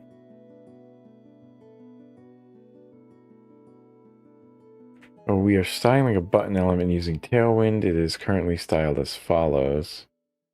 Button class name BG blue, 500 text white, font bold pi 2.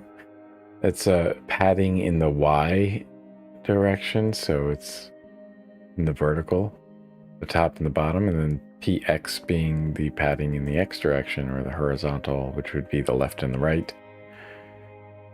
And then you want rounded corners. That just the basic default for that.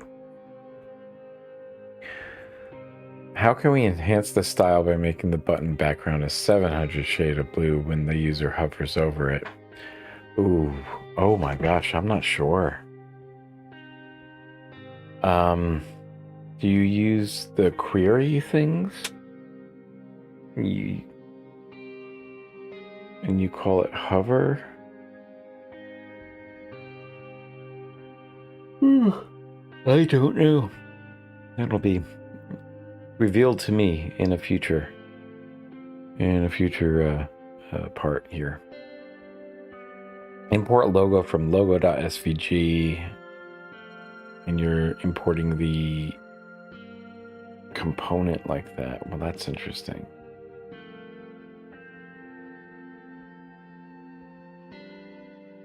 I don't think that was the syntax that we used.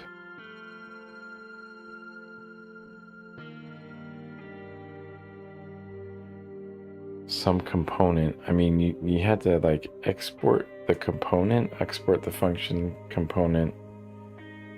It's not logo that you do. You have to import the image, and then the source of that is the brackets with the logo inside there.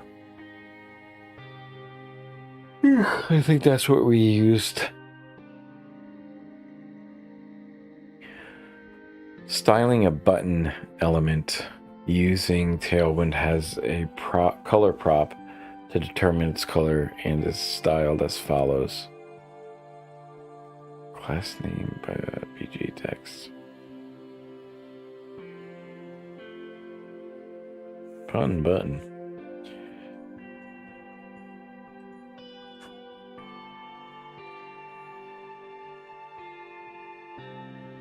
The button color doesn't work. What's the problem?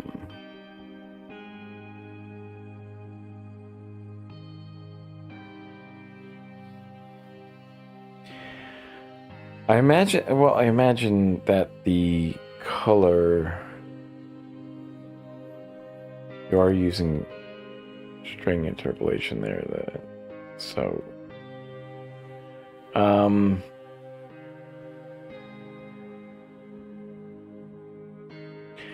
if it's not, then the color doesn't exist in a Tailwind's palette, I guess, is how I would phrase that. Okay, so first, the wrapper CSS could clash with other classes. To reduce the risk, the class name can be manually scoped to the component, so card wrapper would help out there. And second one, a classic classic gotcha. You gotta type the right thing. Should be wrap rather than wrapper.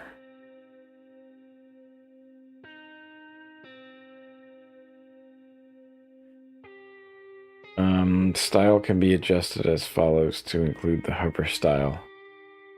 Hover, like, okay, so you can just throw it in like that.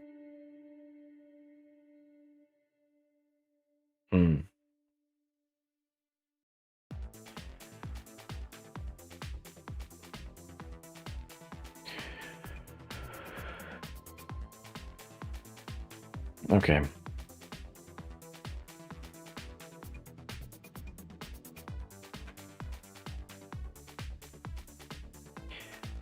So the logo instance will hold the path to the SVG rather than a component. The import statement can be adjusted as follows to import a React component, just like that. Okay, so I was wrong on that, but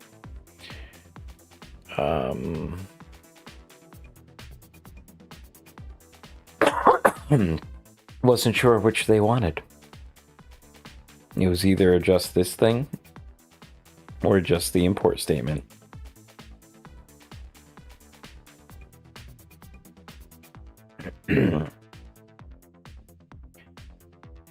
So the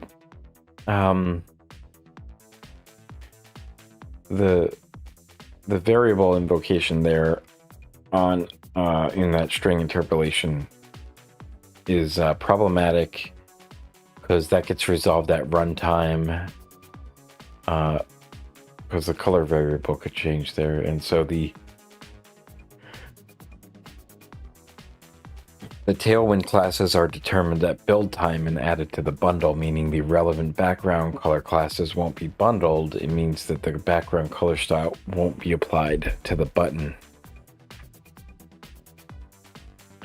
Cool. So you can learn more on Discord.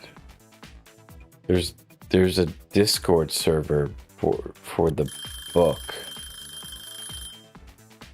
There are too many Discord servers. There's too many. All right, we're going to consider this to be the stopping point. So I'm going to wrap up here. We're going to pause the timer. I'm going to hide the pomodoro. There we go. Get that out of the way. Next week.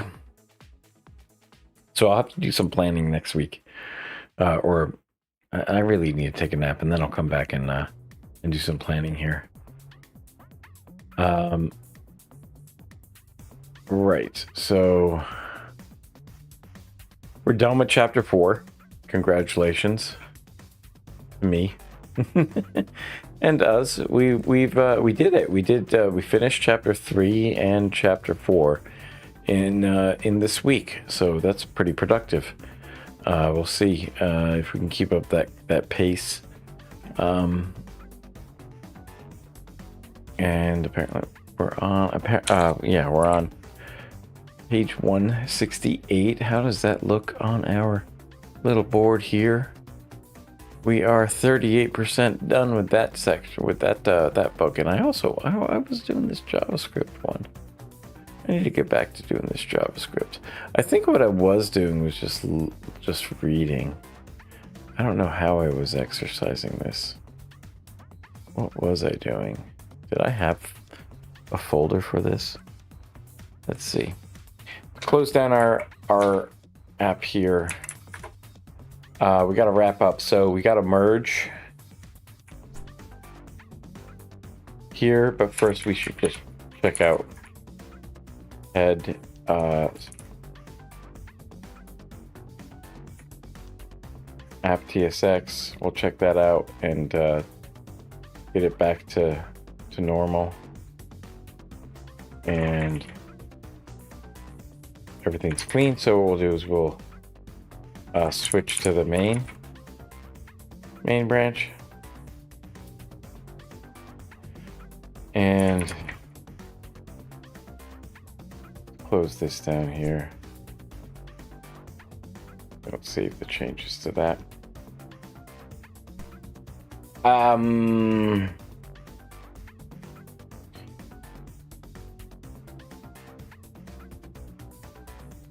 Git pull. If anything's different, then something has gone majorly wrong.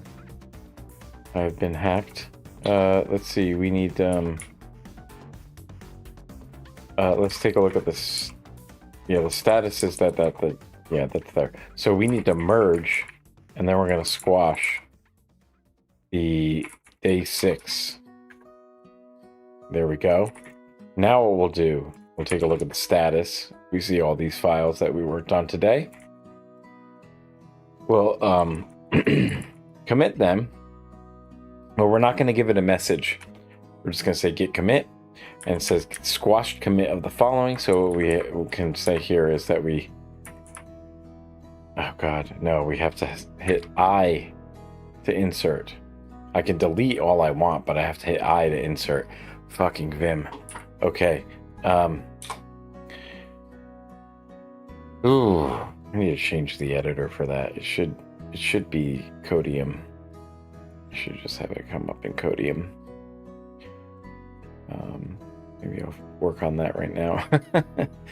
So we want to keep all of these things. The only thing I want to do is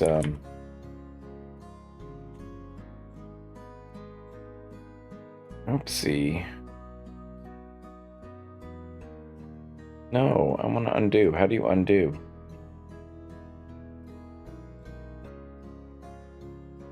There we go. Okay, so I don't have to do anything for inserting. Just don't want these out there on the thing. I guess, does it matter? I don't think it matters.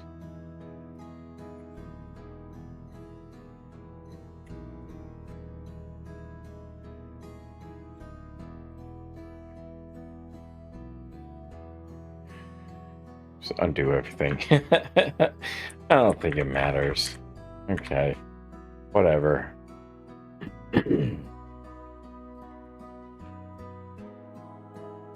God.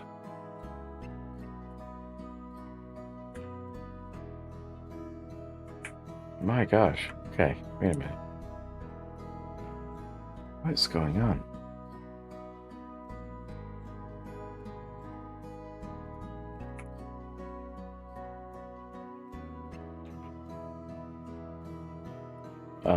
Day 6, finish day 6.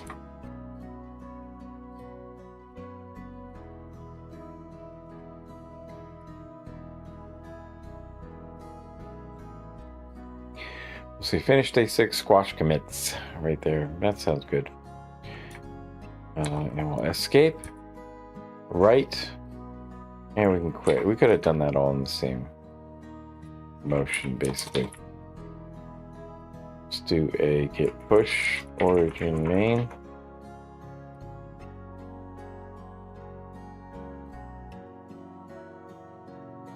There we go. Take a look at our thing here. See how far we're progressing here. Oops. Why am I doing that? What am I doing? What am I doing? Here, you guys take a look at that. Finish day 6. Configure secret section. Squash commits. Okay. Forget about that. I gotta fix that. Oh my gosh, there's so much to do. There's always a lot to do. There is so much to do. So much to do, so much to see. What's wrong with Dick in the back streets? You never know if you don't grow. So, that is it for today. That's the week. That is this week. We'll be back hopefully on Monday. Planning on it. Planning on kicking it back up on Monday. And let's see. Whoa. What did we do today? What did we do today? We looked at, we passed our design fundamentals quiz, moving forward with the web design, responsive web design certification on Free Code Camp. We are, we're learning a lot about React and creating some apps here. So we got some basic stuff underway. I learned about how to style some elements and components and stuff, and it's been a good week, I have to say. And I'm gonna plan for next week after I take a nap, and probably check out what I think Chet Sellers is probably on Twitch. The best crossword streamer on Twitch. Most entertaining. He's very entertaining.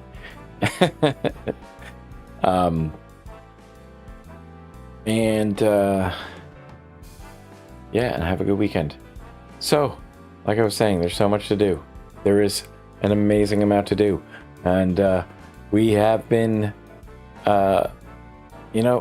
are only 6 out of the 90 days. So we've done 6 days out of 90. What is that percentage? That is, because we can divide the 3, so it's like 2/30. 2/30. We're 2/30 of the way done. How much is that? So it's like 2/3 divided by 10, right? So, what are we?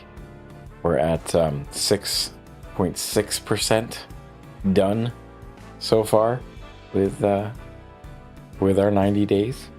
And we didn't get everything done in one day, but that's okay, because we have 90 days to go. So I remind you that you can't get it done today, but if you give yourself some time, you'll see that you can complete a lot of stuff in 90 days. So have a great day. Have a great weekend. We'll see you back here again for day number 7. Ta-ta for now.